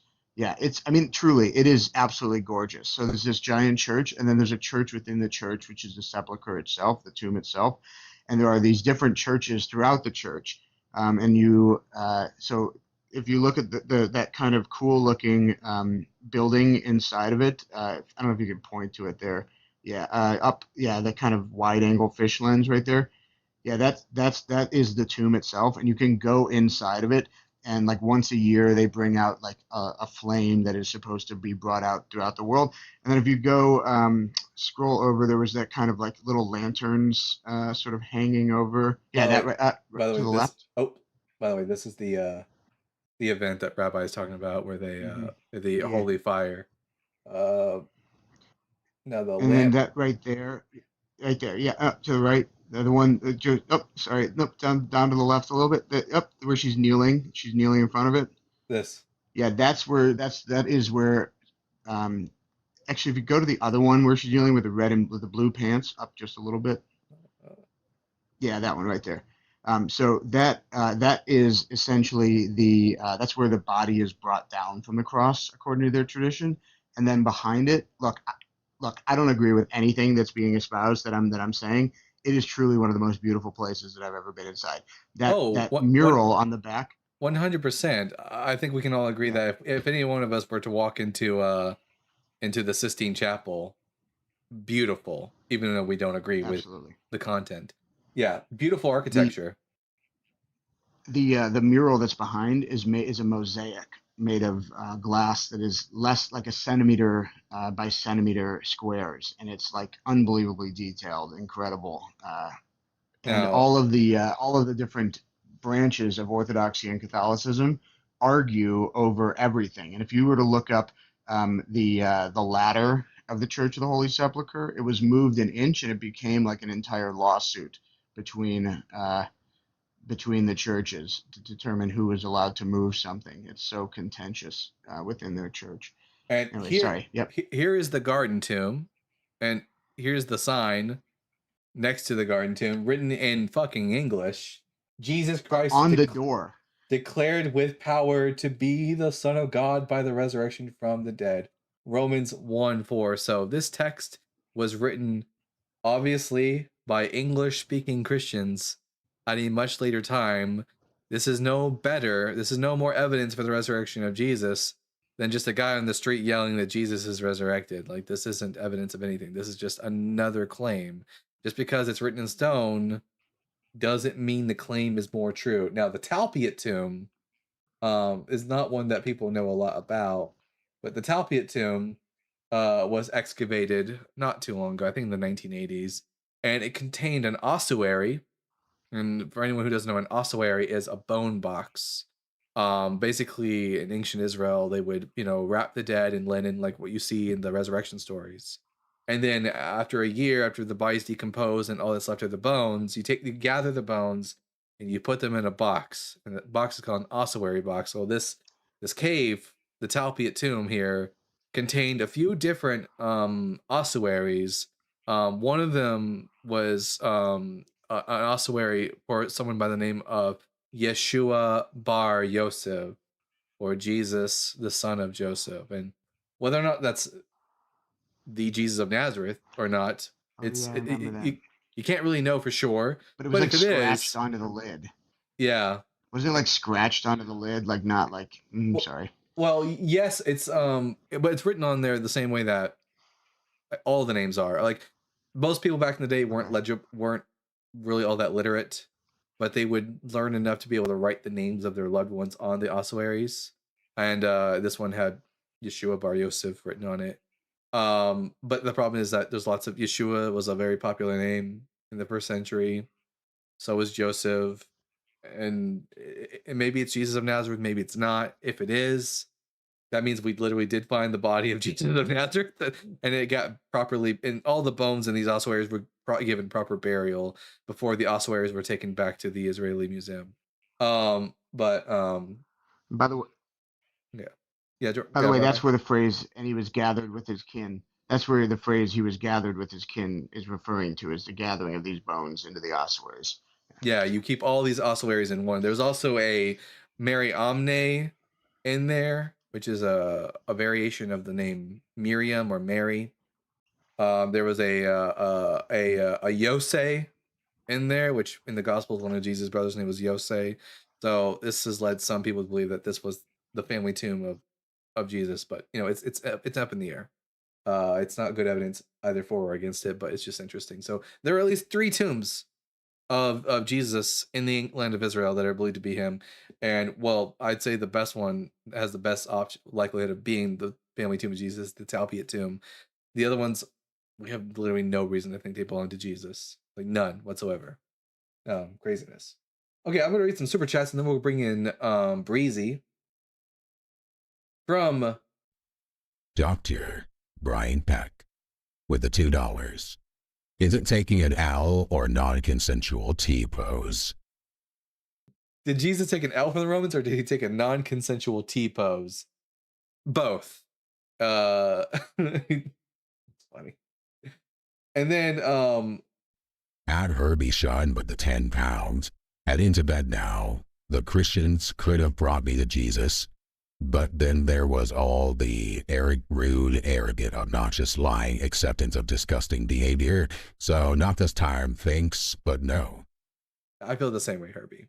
Y'all could have brought me to Jesus this time, but sorry, y'all been fucking up left and right on this live, Christians. And then Ag says with the 5 Australian pounds, good night. When Christian phobiologists say, what about the empty tomb? What I hear is, what about Gandalf killing the Balrog and leveling up? Funnily enough, the question of what about the empty tomb is an empty question, because you know who we never see making the argument from the empty tomb? Paul. Not once in all of his epistles does Paul ever say, consider the empty tomb. If there really was an empty tomb, why doesn't Paul ever mention it? He does mention that Jesus was buried. He doesn't say where he was buried. He doesn't say, and the evidence that he's not there is look at the tomb. That's because I think most likely than not, Jesus was probably buried in a mass grave, as was typical of crucifixion victims, and that this is all Paul was familiar with. Paul never once mentions a tomb or it being empty. So, All right, we're going to bring up am I still? Yeah. I'm going to bring up Breezy. Breezy, I'm going to ask you 3 preliminary questions, and then we can get into the meat and potatoes of the argument. Breezy, sir. are you at least 18? Yes. Question number 2, what pronouns do you go by? Just him.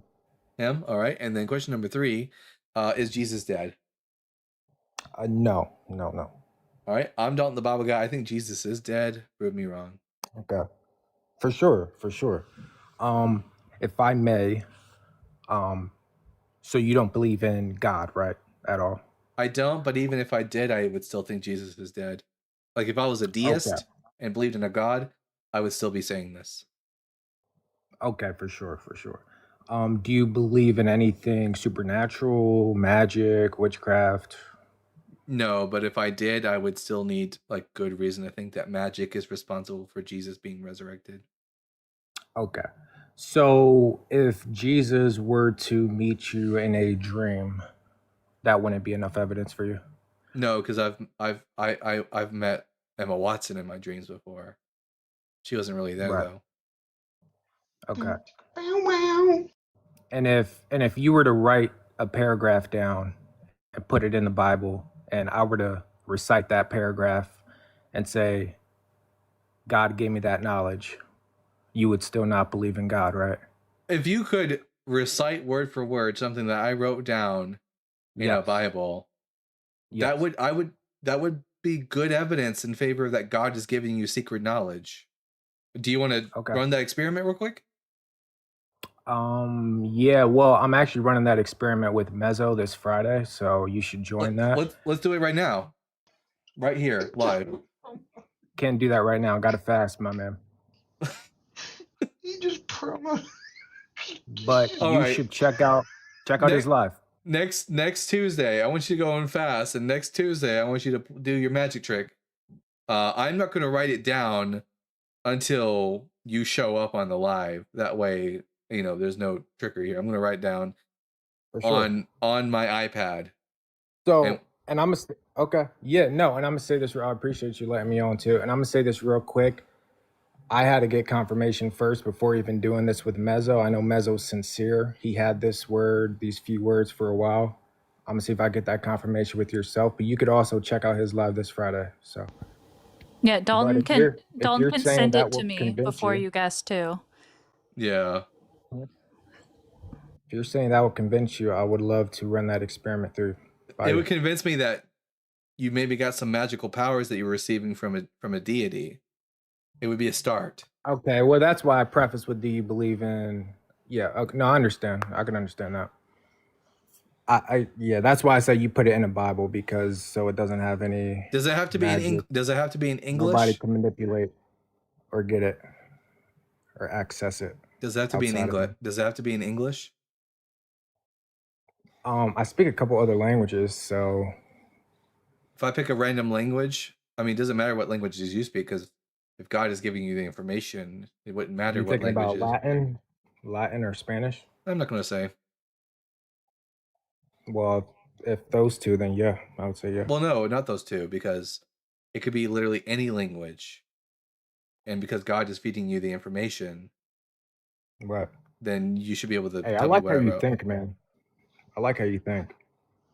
Well, I'm gonna DM you. Alrighty then. All right. People speak Latin. So is that it? I guess so. Well, guys, I'm gonna pick something I'm gonna pick something impossible for anyone to guess. I'm gonna pick an impossible language, and impossible few phrases. So we'll see if he's able to magic up. Don't give him any hints. Well, that's not a hint. Trust me, not even close. Yeah. That's gonna be funny as fuck when he gets it wrong on Mezzo's, and then funny as fuck when he gets it wrong on mine, because we know he's gonna get it wrong. So I'm not even remotely worried about it. Okay, so now that craziness is over with. Okay, so I got a message yesterday. Was it yesterday? Yesterday or the day before? I don't remember. From Bob. You all remember Bob? Bob the coward. Bob who refuses to come up and debate because Bob. You have a guest in the box, by the way. Before they go. Oh yeah. Well, I guess we'll just wait for the thank you, and then we'll bring up thank you, Judge, and then we'll bring up the Bob busting. All right. So thank you, Judge. I'm gonna ask you 3 preliminary questions, and then we'll get to the conversation. So question number 1: are you at least 18? Yes. Question number 2: what pronouns do you go by? He, her. He, her. All right. And question number 3, is Jesus dead? No. All right. I think Jesus is dead. Prove me wrong, bud. Well, you're making the claim, so the burden of proof's on you, bud. Every person who's ever died has stayed dead. I've never seen any evidence to the contrary. That's the default position. Now provide me a good reason to think otherwise. That's post hoc rationalization, pumpkin. So are you not going to give me evidence that Jesus is dead, and do I just need to move on? You just speak nothing but fallacies, bald man. All right. Bye. He didn't want to engage. I didn't care. Anyways, we're going to move on Where to are what... the she-bears? Yeah. Well, I'm not bald anymore, so I don't know why he called me bald. So not only is he stupid, but he's also blind. I have hair on my head. So, stupid and blind, not a good combo. All right. That was weak as fuck. All right, I gave him my justification. He couldn't deal with it, so, it is what it is. Not going to let them burden shift. All right. So, Bob, we're going to do some Bob busting. And then we're going to wait to bring up any more guests until after I do the Bob busting. So After that, could we do the thing that I talked to you about? Yes, absolutely. Okay. Also, you don't get to talk in my Mr. Judge. Watch. Boop. Muted. Anyways, let's see. Okay. So yesterday I get a message from Bob. Bob sends me a link to a website. What could it possibly be? Bob must have a reason for sending it to me. So for some background, I often claim and say upright that in the Dead Sea Scrolls, when it comes to Isaiah 7:14, the Dead Sea Scrolls say the exact same thing that the Masoretic text does. It says, Ha'alma hara, the young woman is pregnant, not the virgin shall become pregnant. So what does Bob do? Bob sends me this link to a website of the Dead Sea Scrolls. And it's allegedly an English translation of the Dead Sea Scrolls. So let's see. Pull it up. All right. Let's see. It's really tiny. Right Not now. that site. Yeah, this site. And we're gonna talk about the problems with this. So this is the website that Bob brought up for evidence that the Dead Sea Scrolls confirms that the Messiah would be born of a virgin. So let's see what Isaiah 7:14 says on this website, and then we'll talk about the problem with it. A problem that Bob would have noticed if he did any modicum amount of research.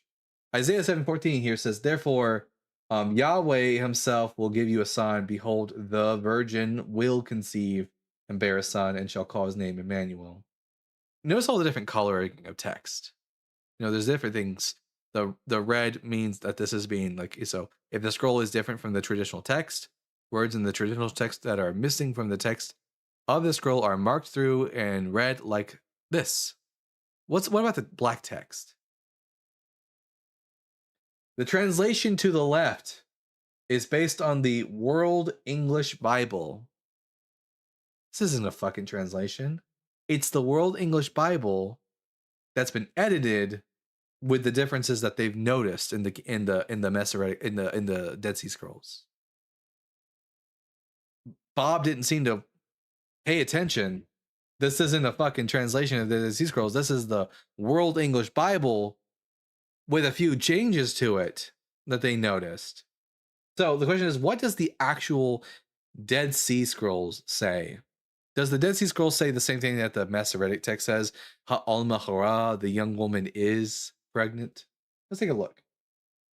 I have here, this is a scan, an actual scan of the Dead Sea Scrolls, specifically the Great Isaiah Scroll. The Great Isaiah Scroll is one of the best preserved Hebrew Bible scrolls from the Dead Sea Scrolls. It's like the most complete. And if I go and take a look at this, and we go to Isaiah 7, verse 14, I already have it pulled up here. This is the segment, which is Isaiah 7:14. We got a hey, ayin, lamed, mem, hey, ha, alma. Not betula, ha, alma. Like, Rabbi, can you confirm for me what exactly I'm saying here? we have here Hey, Ayin, Lamed, which is this mark right here, the Mem, and then the Hey. This is Ha Alma. I can confirm that for you, Dalton. Oh yeah. I'm trying to actually read it. Yeah. Alma. You said Mem. Yeah, Alma. Yeah, Alma sorry. right there. Yeah. Yeah. Right, yep, there's the Alma. Lamed. Sorry. I was adjusting because I thought there was a letter in between the Mem, and I wasn't seeing the Hey until yeah. Sorry. Yeah, that's it's hard. Look, it's yeah, these it scripts. Is, scripts yeah, are hard here. So and then it falls followed by Hey, Rish, Hey, Hara, Alma, Hara. The young woman is pregnant. So not only was Bob wrong in that he pointed us to an English Bible, which was a Christian Bible, the World English Translation Bible or whatever, he didn't do the modicum amount of research. But on top of that, as I have just showed you the audience, the Dead Sea Scrolls says the same exact thing that the Masoretic text says. It says, Alma Hara, the young woman is pregnant. Not a virgin shall become pregnant. The young woman is pregnant. Is pregnant. So, Bob, even though you're a coward who refuses to come up and actually debate me, I still got to debate you live on air and show everyone how much of an idiot you are. So, your fault for being a coward. And he had a son, was called Emmanuel. Yes, Isaiah had a son named Emmanuel. Correct. Yeah. Crazy how that happened, right? It's like, don't make claims that you haven't researched. That's the second Christian this week that with such gumption wanted to claim that they had duped me and then shown that they didn't even do the research. Bear says, oh my God. Bear says Dalton brings receipts. and then correction, ancient receipts from Fern. Daniel E. Sersel says, nope, Mary had a son named Emmanuel. Fun fact, Daniel, I don't know if you've read the Gospels. Mary never once calls Jesus Emmanuel. He calls him Jesus. Joseph also calls him Jesus. The text literally says in Matthew chapter 1, and he called his name Jesus. You shall call his name Jesus, for he will save his people from their sins. The only time Emmanuel is mentioned in Matthew chapter 1 is when it says, thus this happened in order to fulfill what was said by the prophet, a virgin shall conceive and bear a son, and they shall call him Emmanuel. Who's the they there? I don't think you know which exactly you're, and yes, it was fulfilled. No, because the original Hebrew doesn't say anything about a virgin who would conceive. And while Matthew says they will call him Emmanuel, it's not what the Hebrew says. The Hebrew says she will name him Emmanuel, Vikrat Shemo Emmanuel, and she will name him Emmanuel. Mary never called Jesus Emmanuel. So 600 years later, no less. 600 years later, too late, because like I said, it doesn't say shall conceive, is conceived. Daniel, are you just going to run your mouth in the comment section, or are you going to come up and defend Isaiah 7:14 as being about Jesus? Let me guys give you a hint. They're going to just section. I couldn't readily find the picture, but the Dead Sea Scrolls at the Israel Museum is so cool because what they do is they wrap the Great Isaiah Scroll around the center. What looks like around the center that looks like the head of a Torah scroll, and then the building, the shrine of the book itself, looks like the Kanaptic jar. Exactly. Yeah. It's just brilliant. So, Daniel, what does the Hebrew word Alma mean? First of all, God bless you guys. I want you guys to come to the truth in Jesus Christ. And may the force be with you. Now, what is the Hebrew word Amen. Alma? The force of the Holy Spirit. Amen. No, the force of Satan. Now, what does Alma mean in Hebrew? Do you believe in Satan when you say the force be with you? I don't. The only Satan I've ever encountered are, conservative Christians. Now, what is the when Hebrew you say you believe in Satan? Now, what does the Hebrew word Alma mean? What does the Hebrew word Alma mean? Alma? Yeah. I don't know. I don't speak Hebrew. I'll have to look it up. Well, I can just pull up a source. Also just means young woman, by the way. Yeah, I'm gonna Young pull up. woman? Yeah, the Brown That's Drivers Alma? Briggs, Isaiah 7 verse 14. BDB, let's go. Isaiah 7:14. The young woman will conceive. Yeah, not virgin. Young woman. Yeah, I didn't. That's not my argument though. Well, what does it say after that? What do you know the difference between the word tahare and hara? No. What is it? Tahare means will conceive. It's future tense. Hara means is pregnant, as in whenever this declaration was made, Alma hara, the young woman is pregnant, not shall be, is. So which one does if I go read Isaiah 7:14, which one am I going to find? Am I going to find the young woman shall conceive, or the young woman is pregnant? We'll go to the text. All right. Let's see. And do you guys speak Hebrew, by the way? I do. You speak Hebrew fluently? Can you read that first part up there? Can you read the whole thing actually in fluent Hebrew? Lakin yitan Adonai hu lachem. Sorry. Lakin yitan Adonai hu lachem ot hinei ha'alma hara v'yoledet ben v'karat shemo Emmanuel. Okay, now go to another part in the Bible and read that passage, another passage as well. I'm just making sure you know 100%, just so that this isn't memorized. Jesus, he's testing us. Let's I am testing you. Hey, testing is a good thing. Why don't Rabbi. you pick, Daniel? Why don't you pick? Okay, I'll pick Exodus 3:14. Or actually, no, that's the easy one. That's the easy one. No, I'll give you a hard one. It's easy. It's all Hebrew. It's all the same. Because when you guys, I'll show you why my logic. I'm just I'll show you my logic. I'm just gonna read the whole thing here. I'm gonna turn off the English. I just want Daniel. Do you understand verbal Hebrew, Daniel? No, I'm just testing if you How the fuck would you know if he's lying then? Yeah, because you can tell by the pronunciations and the way the words sound.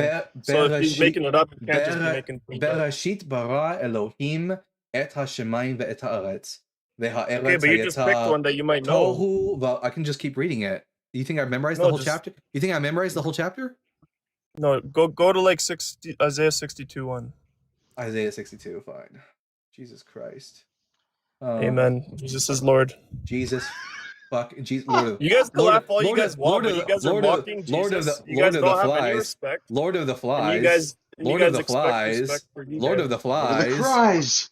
Yeah. You guys can mock all you want. It doesn't bother me. It's just gonna be worse for you guys. The crying. Oh my god. I just love that you're using Safaria. I'm not crying. You guys, when I say Jesus is Lord, you guys are crying in the way that you mock Jesus. Zion lo echeshe u lema'an Yerushalayim lo eshkot ad yetze kanaga zedika u yeshuata kelafid yibar vero goyim zadika vekol melchim Bodecha. Rabbi, am I speaking Hebrew? Is this accurate? Yeah. Well, definitely. okay. Now, what did you just read? Say it in English. Just For the sake of Zion, do not. What did you just read? Isaiah 63:1, right? That's what Rabbi is reading it to you. Yeah. Okay. 62, no, I'm asking the host what he just read. There are three hosts here. Okay, but I'm asking you who just read it. What did you just read? All right. I'll read it for you. In English. In English. In English. All right. Let me see. And don't look it up. Just say it right now. Say right now what you just read, because you should know it in English, right? Sure. For the sake of Zion. Without looking at the screen, because I'm looking at the Hebrew. Is it English? Is it English? Okay. Look at the screen. You're right. For the sake of Zion, I will not keep silent. And for the sake of Yerushalayim, I will not rest until her. Hold on, that's Isaiah 63:1? 62. No, 62. I said 62 or 63:1. You said 62. 62. What he's reading. You said 62. Okay, 62:1. The nations shall see your vindication, and all the kings your glory. And you shall be called by a new name that the mouth of Yahweh will give. Now what? Isaiah 62:1. Are you sure? 62 verses 1. I just read the first 2 verses. Oh, I just Okay, I'm done playing this game with you. Why should I not think your rabbi is dead? English. I just read it in English. It doesn't say what you It said. does say that. Do I need a fact check? Here, watch. Let's go to the English now. Let's see if the English looks. For Zion's Let's see. sake, I will not keep quiet. For Zion's sake, For the sake of Zion, I will not be silent. For the sake of Jerusalem, I will not be still. Tell her victory emerged resplendent. I use vindication. Victory is the same thing. And her triumph like a flaming torch. Nations shall see your victory, and every king your majesty. And you shall be called by a new name that God, I said Yahweh because that's what it says in the Hebrew, Yod He Vav He, shall bestow. Yeah. Okay, now that I'm done showing you how big my dick is, No, Isaiah said, well, you could just talk respectfully. You don't have to Isaiah, talk over- well, no, over. you're silly. You're a silly Billy. Isaiah 7:14. I'm not silly. I'm just I'm Isaiah testing 7. you if you know Isaiah Hebrew, 7:14. man, 'cause a lot of people lie. Isaiah 7:14. Isaiah 7:14 says, "Ha'alma hoa," the young woman is pregnant. Was Jesus born 700 years before Christ? Jesus before. Wait, what? Did you just say?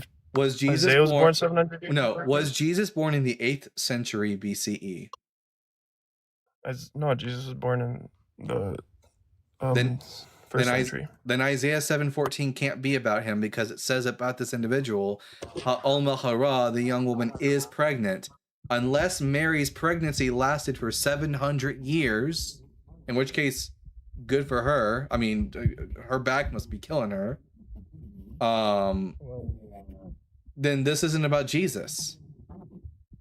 Wait, why? Just because you're saying the woman is already pregnant, that's the only reason? You're muffled. No one can barely hear you. Yes, when Isaiah gave this prophecy, the woman in question is one, she's known because it uses the definite article. It doesn't just say an alma, a young woman, as if it's definite. Alma uses the hey haydiya, the hey which is known to indicate that the woman is a known individual. Alma hara, the young woman is pregnant, not shall be pregnant, is pregnant. Okay. I understand what you're saying. So this But can't is this be- the only reason you're? Is this the only reason you're giving why it can't be Jesus? I mean, being born from Mary. Yeah, because it's not about him. The context has nothing to do. The context has nothing to do with the King of Israel. Well, nothing to do with the future Messiah of Israel. And the child is just a child named Emmanuel, who's born to this woman hundreds of years before Jesus was even in his father's nutsack. So no, this can't possibly Okay, be but- about Jesus. Okay, but if like I want to continue talking, but like you're obviously blaspheming like my beliefs. Oh, and fuck the Holy Jesus Spirit. and everything. Yeah, right away. Yeah, but can you Jesus- just do that when? Fuck Can you Jesus just like have a Christ. respectful conversation? Because in order for people to you listen, don't, to you don't. you This is gotta be America. This is respectful, right? America. I get to blaspheme if I want. And it's also my show. I understand you can. I understand you could do what you How want, about but how can about can we how just about keep how it about you- respectful? how about Are you how able to about- keep it How respectful? about you? Yes How or about no? you thicken your skin and you shouldn't you shouldn't give a fuck if whether or not I'm blaspheming. Also, be an adult. The Jesus host Christ. had But to if pass I your called you- litmus. Wait a second, Daniel. The host had to pass your ridiculous litmus test. Like you don't Well, I have don't know any why you guys muted expectation me. That's of crazy. you don't have any expectation of being able to speak Hebrew. You know, like what a ridiculous thing. Literally, all the host has to do is double click on the word Alma in the concordance in the Sepharia, and we'll demonstrate that the word there is young woman. That's how it's used. That's the semantic range of the word. I mean, like Hey, why? I understand what he's saying. I'm not saying anything against that if that's actually what it says. All I was saying is if we could keep it more respectful, because in order for somebody to listen to you. I don't give a shit about respecting your God.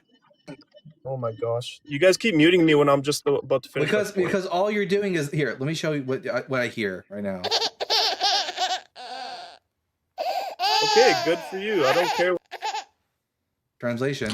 And Daniel, honestly, Notice how you guys can't have Daniel, respect for anybody. Daniel, you came up here hot as shit saying that okay, you do this, do that, and then when he did it, you kept questioning him.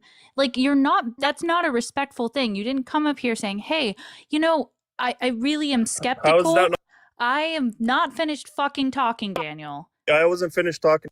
You weren't talking when I was talking. I started speaking, you weren't speaking. You want to talk about respect, but then you want to interrupt individuals. So he literally you could just keep talking. I'm just gonna keep muting him. You could have come up here and say, "Hey, I'm skeptical. Could you please demonstrate this for me?" Instead of presenting it in the manner that you did. You have not been respectful to us, and we match energy here. Yeah. So stop whining like the little baby you are and give us an argument in favor of your position.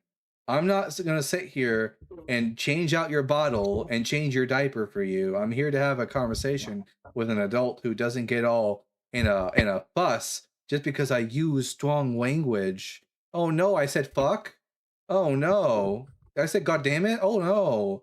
Now act like an adult or go away. No one cares no one cares about your meta.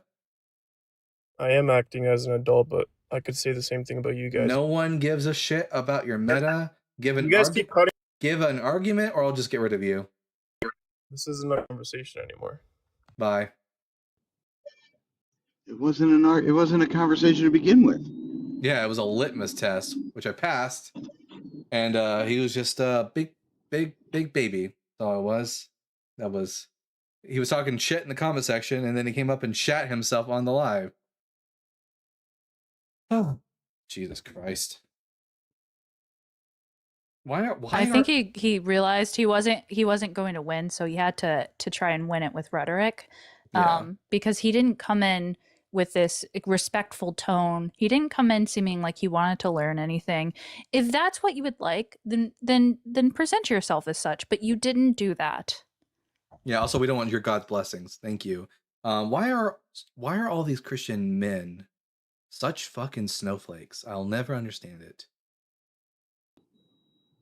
I think it's because you're actually reaching to the bottom of the barrel. Like, I think you're actually finding the last of it. I think that this platform is actually doing some unbelievable work, and you should be commended for it. All of the people in this community. Yeah. Thank you, Rabbi. So, Daniel, I'll bring you back up. I don't hear any more whining or complaining from you about the tone of the conversation. You better just come up here with an argument for why I should think Isaiah 7:14 is about Jesus, or why I should not think Jesus is dead. The second you start crying, I'm going to just drop you again and you're not going to get to come back up. That is the hard, fast rule that I have set. So if you even peep a little bit and cry and whine about the words I use, I will just drop you. So Daniel, why should I think Isaiah 7:14 is about Jesus? So the rule you set is you get to say whatever you want. That's what you're going by. Yep, my life. Okay. So be it. Amen. So 7:14, you said is the Alma thing and how it's just a woman in the future tense, or like is already pregnant. That's what you said. Present tense. And how do you know the Bible doesn't speak of this woman being in the future, but still can present it in the present tense? Because that's not how words work. But there's things like that in the Bible that work like that. Nope. There are no examples in the Bible of future tense being used for past events. I can't think of one off the top of my You're head, muffled. but I'm sure yeah, it's because my speaker's covered. But there is parts in the Bible where that does happen. Well, unless you can show us examples of it, I'm just going to say, no, it doesn't. That's not how that's not how Hebrew works as a language. Well, I guess you can say that, but if there's another scholar that disagrees with you, like, how do I know what a Christian scholar? Someone who is not a Christian necessarily, but not one that's biased either. Are you going to present me with someone who is dogmatically bound to believe in the inspiration of the Bible? No, it doesn't have to be a Christian. I never said Yeah, that. But then either show us a source, a non-confessional, non-dogmatic biblical scholar who affirms that this is how Hebrew function, or else don't make the claim if you can't back it up, bud. Okay. The only fair way enough. that this But could is this why? Dan, Okay, let me speak, the Rav. only I'm speaking, please. Well, Let me well, speak. Go I was ahead. actually No, trying to help you out, but that's okay. Yeah, no problem. I was going to say, Rab is trying to help you out. You're just biting the hand that's trying to feed you. But all right. I don't need help, but okay. What about that? He's got Jesus on his side. But Well, no, is that Your the best, reason why you guys don't your, believe in the Bible then? I don't believe in the Bible because what? I don't believe in the Bible because Jesus didn't fulfill prophecy. Christians have never given me a good reason to think that he's anything other than a pile of bones, and the Gospels are not reliable. Even in what they say, like about morality and everything, and Yeah, how you should live your life. Like if you apply biblical standards to your life, will it get better or worse? No, it'd be worse. For Ashlyn, for example, Ashlyn's life would be way worse if we applied biblical standards to her. Daniel, do you follow the Ten Commandments? The Ten Commandments? Mhm. Yeah, I do. Okay, so you think I'm property? The Ten Commandments isn't about property. Yes, Exodus 20:17, thou shalt not covet thy neighbor's wife, male or female slave, ox, donkey, or anything belonging to him. Covet, language talking about possessions, Covet ending in just means wanting possessions. something that's not yours. Yeah, so It's specifically a word that means property, but the Hebrew here Daniel, is. Go ahead, guys. What does a house, livestock, and slaves all have in common? And apparently women in this context. Are you gonna say property? Well, yes, that's the obvious answer, isn't it? It literally says But you guys- anything. you guys are or, interpreting what it is wrong. what is the phrase or anything else that belongs to your neighbor? But that what commandment is in the Ten Commandments can mean even to covet somebody's husband, right? Nope. No. Not just their wife, Nope. because in the Bible it Nope. says all men No. are liars. Does that mean No. only men are liars? No. Or does it mean women If are liars? it meant 'Cause spouse, you guys are misinterpreting. Daniel, and not misinterpreting it. The word husband doesn't occur in Exodus 20 verse 17 because the Bible wasn't I agree with you. because the Bible was written to men and not to women. The Bible treats women as NPCs, as secondary characters. The Ten Commandments were written to a male audience, and for men in the first century, their wives, really their women, were just the properties that they're on, which is why in the Hebrew Bible, a woman can't even get a divorce from her husband. Only a husband is allowed to divorce his woman, not the other way around. A woman, if a man fucks a lot of women in the Bible, he's called a husband. If a woman fucks a lot of men in the Bible, she's called a whore. The Bible does not treat men and women of equal value. Yeah, they're bought as well. So like No, we have they're other definitely equal. Daniel, I hate to tell you this, but the fact is they're bought from their fathers. They're listed among property. They Can I don't please have the respond to the same. host? He is I the host. don't know why you don't let other people talk as well. I'm supporting a point here. They are legitimately.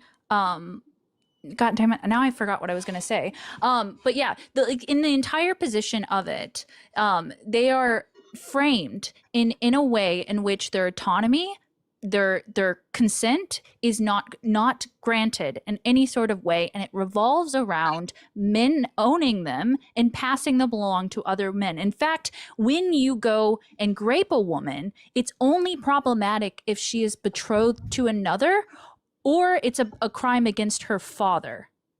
Those are the two cases. Yeah, Daniel. No, that's not true. When a man Or if it happens in a field. Man, can I? Yeah, or a speak? field. So yeah. Daniel, I'll ask you a Bible question. Let's see how well you think you know the Bible. If a man rapes a woman in the Well, Bible, let me respond. if a man rapes a woman in the Bible, who does he have to pay restitution to? Does he give the money to the woman that he raped in restitution, or does that money go to her father? That goes to the father, I think, right? Why? Yeah. He raped the woman. He But- didn't but rape that's he didn't rape the dad. That's not the only case, dude. And not only that, it's not just the money. The dad decides if she is to marry him, not her. By the way, Dalton, technically Can I- he did. can I- He did. Hold on, Daniel. Technically, he did grape Can the I dad respond? because stop talking. Daniel, if you do not The- stop interrupting my co-host, I'm going to drop you. He technically did grape the father because grape is also stealing property. When you grape and pillage, there is a theft of property that's happening. So on an absolute legal level, there is the theft of property and destruction of property there. So Sure, he violated the father in that he violated the property of the father, Daniel. He's the daughter is the property of the dad, and the man violated his property, so he has to pay restitution to the man, not to the woman. Not once in the Hebrew Bible is restitution ever given to the rape victim, just to the person whose property was damaged. Okay, can I respond now? Yeah. Like, and not cut off, like in the mid sentence, and then you guys talk for like, I don't know, 5 that's minutes. whining. No, but you guys keep cutting. Now you just got cut off again. I'm tired of you, Daniel. Just a fucking whiner. I need to drink some wine after all that whining. And you're not coming back up, Daniel. Fuck you. All right. I hope it's not Manischewitz. Oh, I love Manischewitz and Magen David. Have you ever had Magen David? Of course. How Good could you not? stuff. Jewish people make the best wine. They had to make good at making wine. That's because I like sweet wine. I like red sweet wine, and they make the best red sweet wine. So Doesn't get any sweeter. Dalton, you're spicy tonight too. You're spicy. Are you sure you don't want some spiced wine?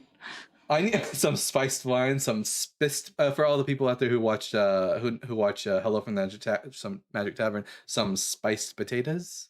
But real quick, before we bring on Omni G, I'm gonna take a quick piss break, and we'll be right back. So I'll let my co-hosts Do you want me to do the thing? Yes. Go ahead, Really Reverend. Come on up and let Ashland. Ashland's got to do something. Reverend, come on up. Yes, Reverend Chad. If you're, hopefully, there we go. Okay, I'll be right back. Hi, Reverend Chad. How are you? All right. Yeah, I just want to introduce everyone to Reverend Chad. They're part of the community. I think that we all want to build a community that supports each other when we're going through a hard time. I don't know, Reverend, do you want to say anything? I don't know. Well, to give you a little backstory, last Thursday, my husband was admitted into the hospital with pneumonia that caused toxic shock. His blood pressure would not stay up. It kept going down. His heart rate kept going down, and so did his oxygen. So I literally thought I was going to lose him. And then he stayed in the hospital until Sunday of this week. And he is the one that does our second job because both of us are on disability. So now him being in the hospital has put a kink into everything for us. Yeah, so if what I would like is that when a community member is in need, if someone has the ability to help out, right now, Reverend, I think needs some financial help. And I think it's awesome that if we would be able to help Reverend. So what Reverend would like is not a GoFundMe, but if you could get in contact with Reverend himself and just if you could financially help out, mainly for I think groceries was it. Or the second one is that Reverend made a post. You can go on the TikTok and share it out. But I would love if people in the community, if you have extra resources, that we could kind of build that place and that individuals who need help are able to get it. For a Reverend, do you have a Discord or anything that I can put in the YouTube chat if people want to get a hold of you? I'm on y'all's Discord and the main deconstruction Discord. On the main deconstruction Discord here. Let me go. Yeah, but I'm on y'all's Discord too. I just joined. Oh, you did just join. Okay. Dalton's like yesterday. Hell okay, yeah, that's why I Reverend. was like, what's the What's the name? Discord name? Hold on, let me make sure. Is it Chad? Reverend Chad, I think this is the first time I've ever actually got to talk to you over something that's not messaging. Probably.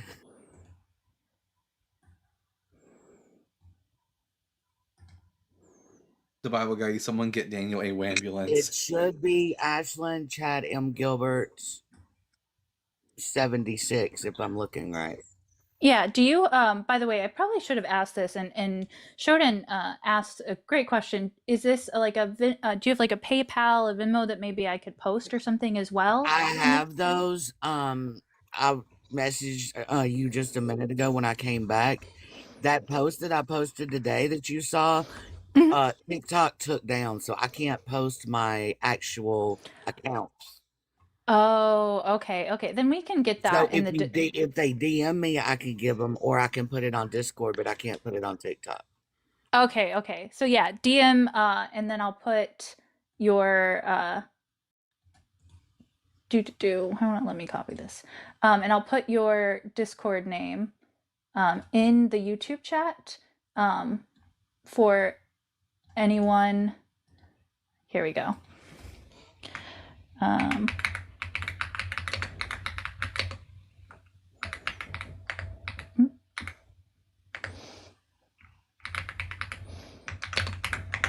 There we go. Now it's in the YouTube chat for everybody. If obviously, I'm sure any amount is appreciated. Dollars add up for any of that. So yeah, we appreciate y'all as a community, and I'm always honored to be a part of communities as well. The user is right up here. You can just add Reverend from here. You can message them on TikTok or do the Discord. Did you have anything else to say, Reverend Chad? Oh, cool.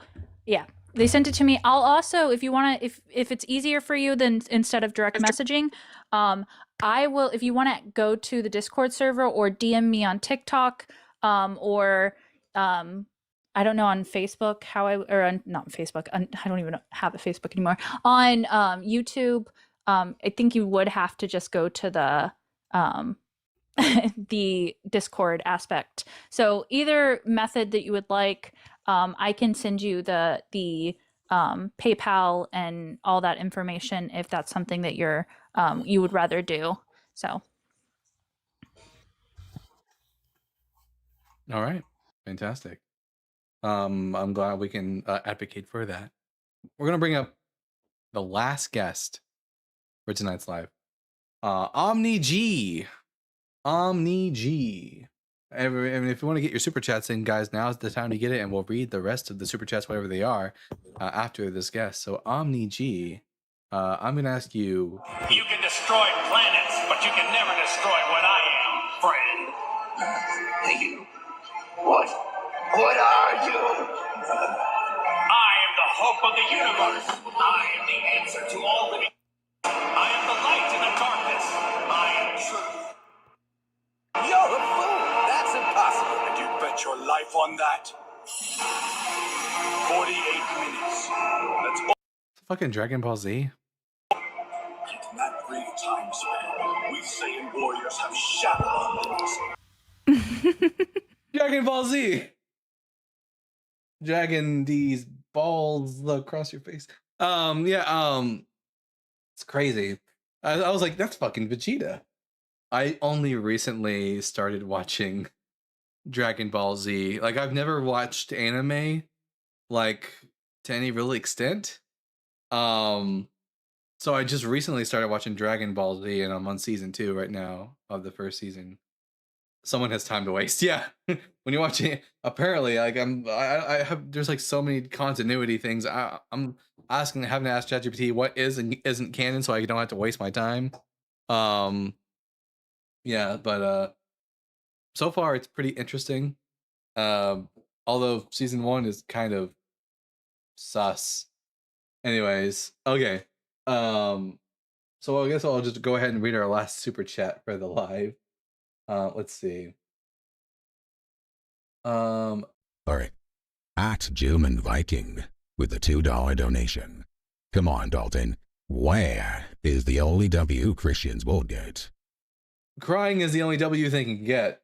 They can. It's sad. It's probably it's true or sad. It seems like when they don't have, and this seems to be a theme for tonight. So many Christians that we've spoken to tonight could not, for the life of them, not only could they not provide evidence that Jesus wasn't dead, they couldn't even fucking stay on topic to save their lives, or to save Jesus' life. So I guess, like, as a result, my only conclusion that we can come to at the end of this night is that Jesus is dead. So, watch Dragon Ball first. Yeah. I'm sorry. When I am watching to Bear, who just messaged on Discord, I am watching Dragon Ball right now. That's what I'm watching right now. Not Dragon Ball Z. I'm watching Dragon Ball, the original show, and it's funny as hell and very suspicious. At the Bible Guy, please read out Psalm 81 verse 10 in the God voice, please. All right, let's see. I actually have a God voice, which I haven't used before on this live. Let me see if I can find it. God. All right, I think this is God voice. I won't be able to hear it, so let me just pull up Psalm. What was it? Psalm 81 verse 10. We'll just do this real quick just for funsies. Oh yeah, and they'll have an announcement after that about Thursday. Yeah. Okay, I'll read this. Here we go.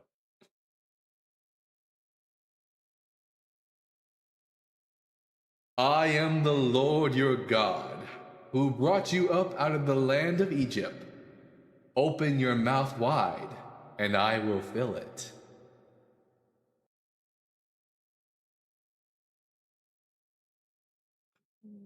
I open your mouth wide and I will fill it. Jesus, God, you're a bit wild there. That's crazy. I'm down a little bit.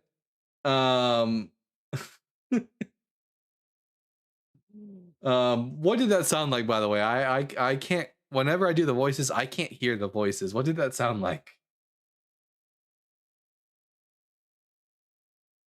Ashlyn? Like echoey. Echoey? All right. Yeah. Like you were in a big cave. Well, there you go. That's I'll go maybe later on I'll go through all these possible different God voices and I'll find the best one. And then if we all ever find something really funny that God says, I'll read it in the God voice. Truly the God voice. All right. Let's see who is live right now that we can send a raid onto. Hi, Dan. He's got a shirt with Rav Kavod. Have you seen Dan McClellan's Maimonides shirt?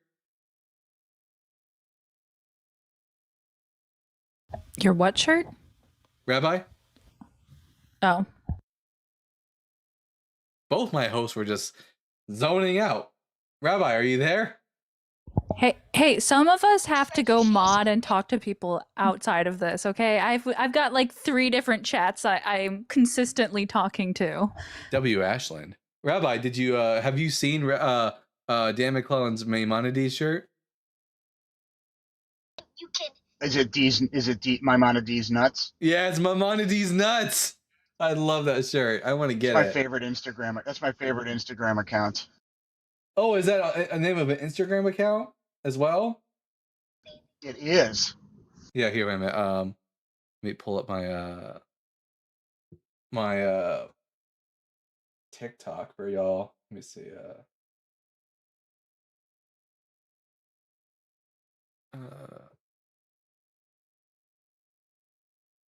There we go. Oh, why is it shaped? Oh, it's shaped weird over here on the. 1 second.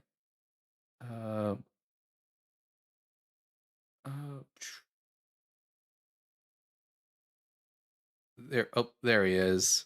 There he is. There's my guy. Yeah, he's got this shirt on. I'm sure he'll show it at the end of the video. Wait a minute. most of our concepts of hell today.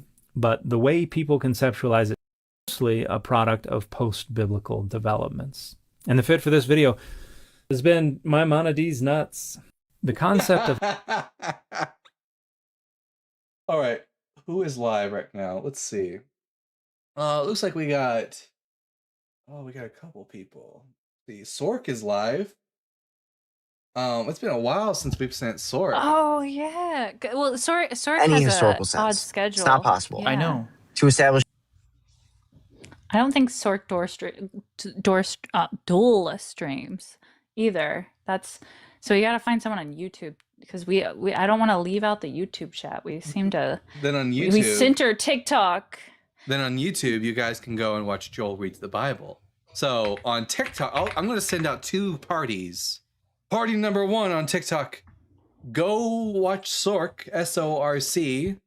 Tell him the Bible guy sent you. And all the people on YouTube, send a super chat to Joel reads the Bible. Tell him that the Bible guy sent you and that Joel's looking extra delicious today.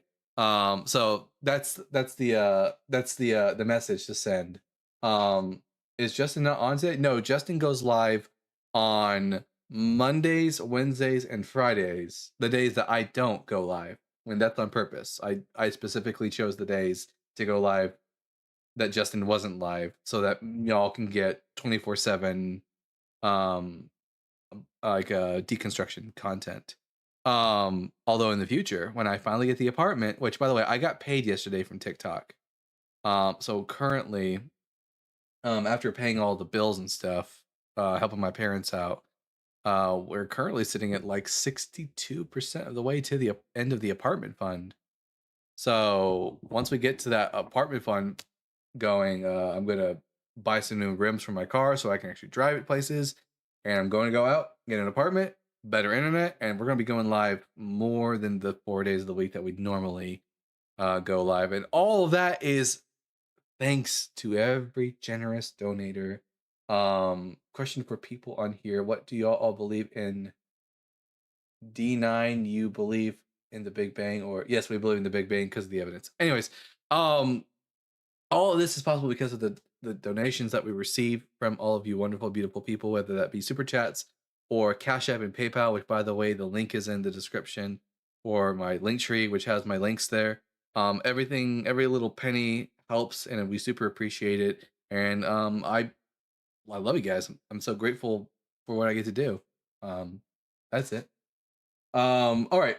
So go to Sork, go to Joel Reads the Bible, send them the messages, be evangelists for the word of the Bible guy, and we will. And also, this Thursday, we're not doing a regular live this Thursday. We're doing a special live, where normally I only have like 1 or 2 friendlies up.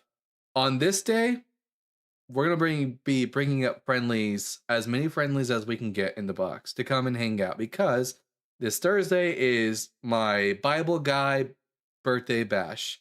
I'm turning 30 years old. This week is my birthday, and we're gonna be celebrating on Thursday with all of you and with all my friends, all my watchers. And if you're opposition and you want to debate on the day, you're more than welcome to come up. We won't have a specific topic, so it's kind of like a free for all. But it's mostly just gonna be us hanging out, talking about the cool things that I like as the Bible guy, and just like getting to enjoy y'all's company and stuff. Anything that you, Ashlyn or Rabbi, y'all want to say before we head out? Just that I really appreciate the mods, and I really appreciate the community that we have here, and I think that it's really important to have community. So I'm just appreciative of everyone, and our mods are amazing, as always. And you, Rabbi? And Rabbi says thank you. All right. Tov Mayo. Oh, not Tov Mayo. Toda Rabah. Okay. And with that, I've been the Bible guy. Remember, everyone, to keep reading, keep learning, and we'll see you all again for my birthday on Thursday. Bye-bye. Bye.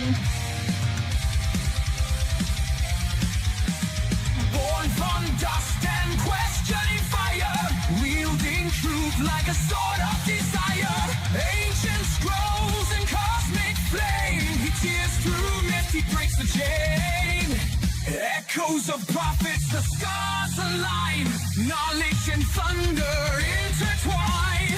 Reason ascends where blind faith fell, he reads the word and he reads it well. The Bible guy, seeker of the light, through time and fire he rides the night, with reason's blade and wisdom's cry. The world shall hear the Bible guy. Scrolls of ages, words aflame, he dares to question every name. From Eden's dawn to Calvary's sky, he breaks the chains of every lie.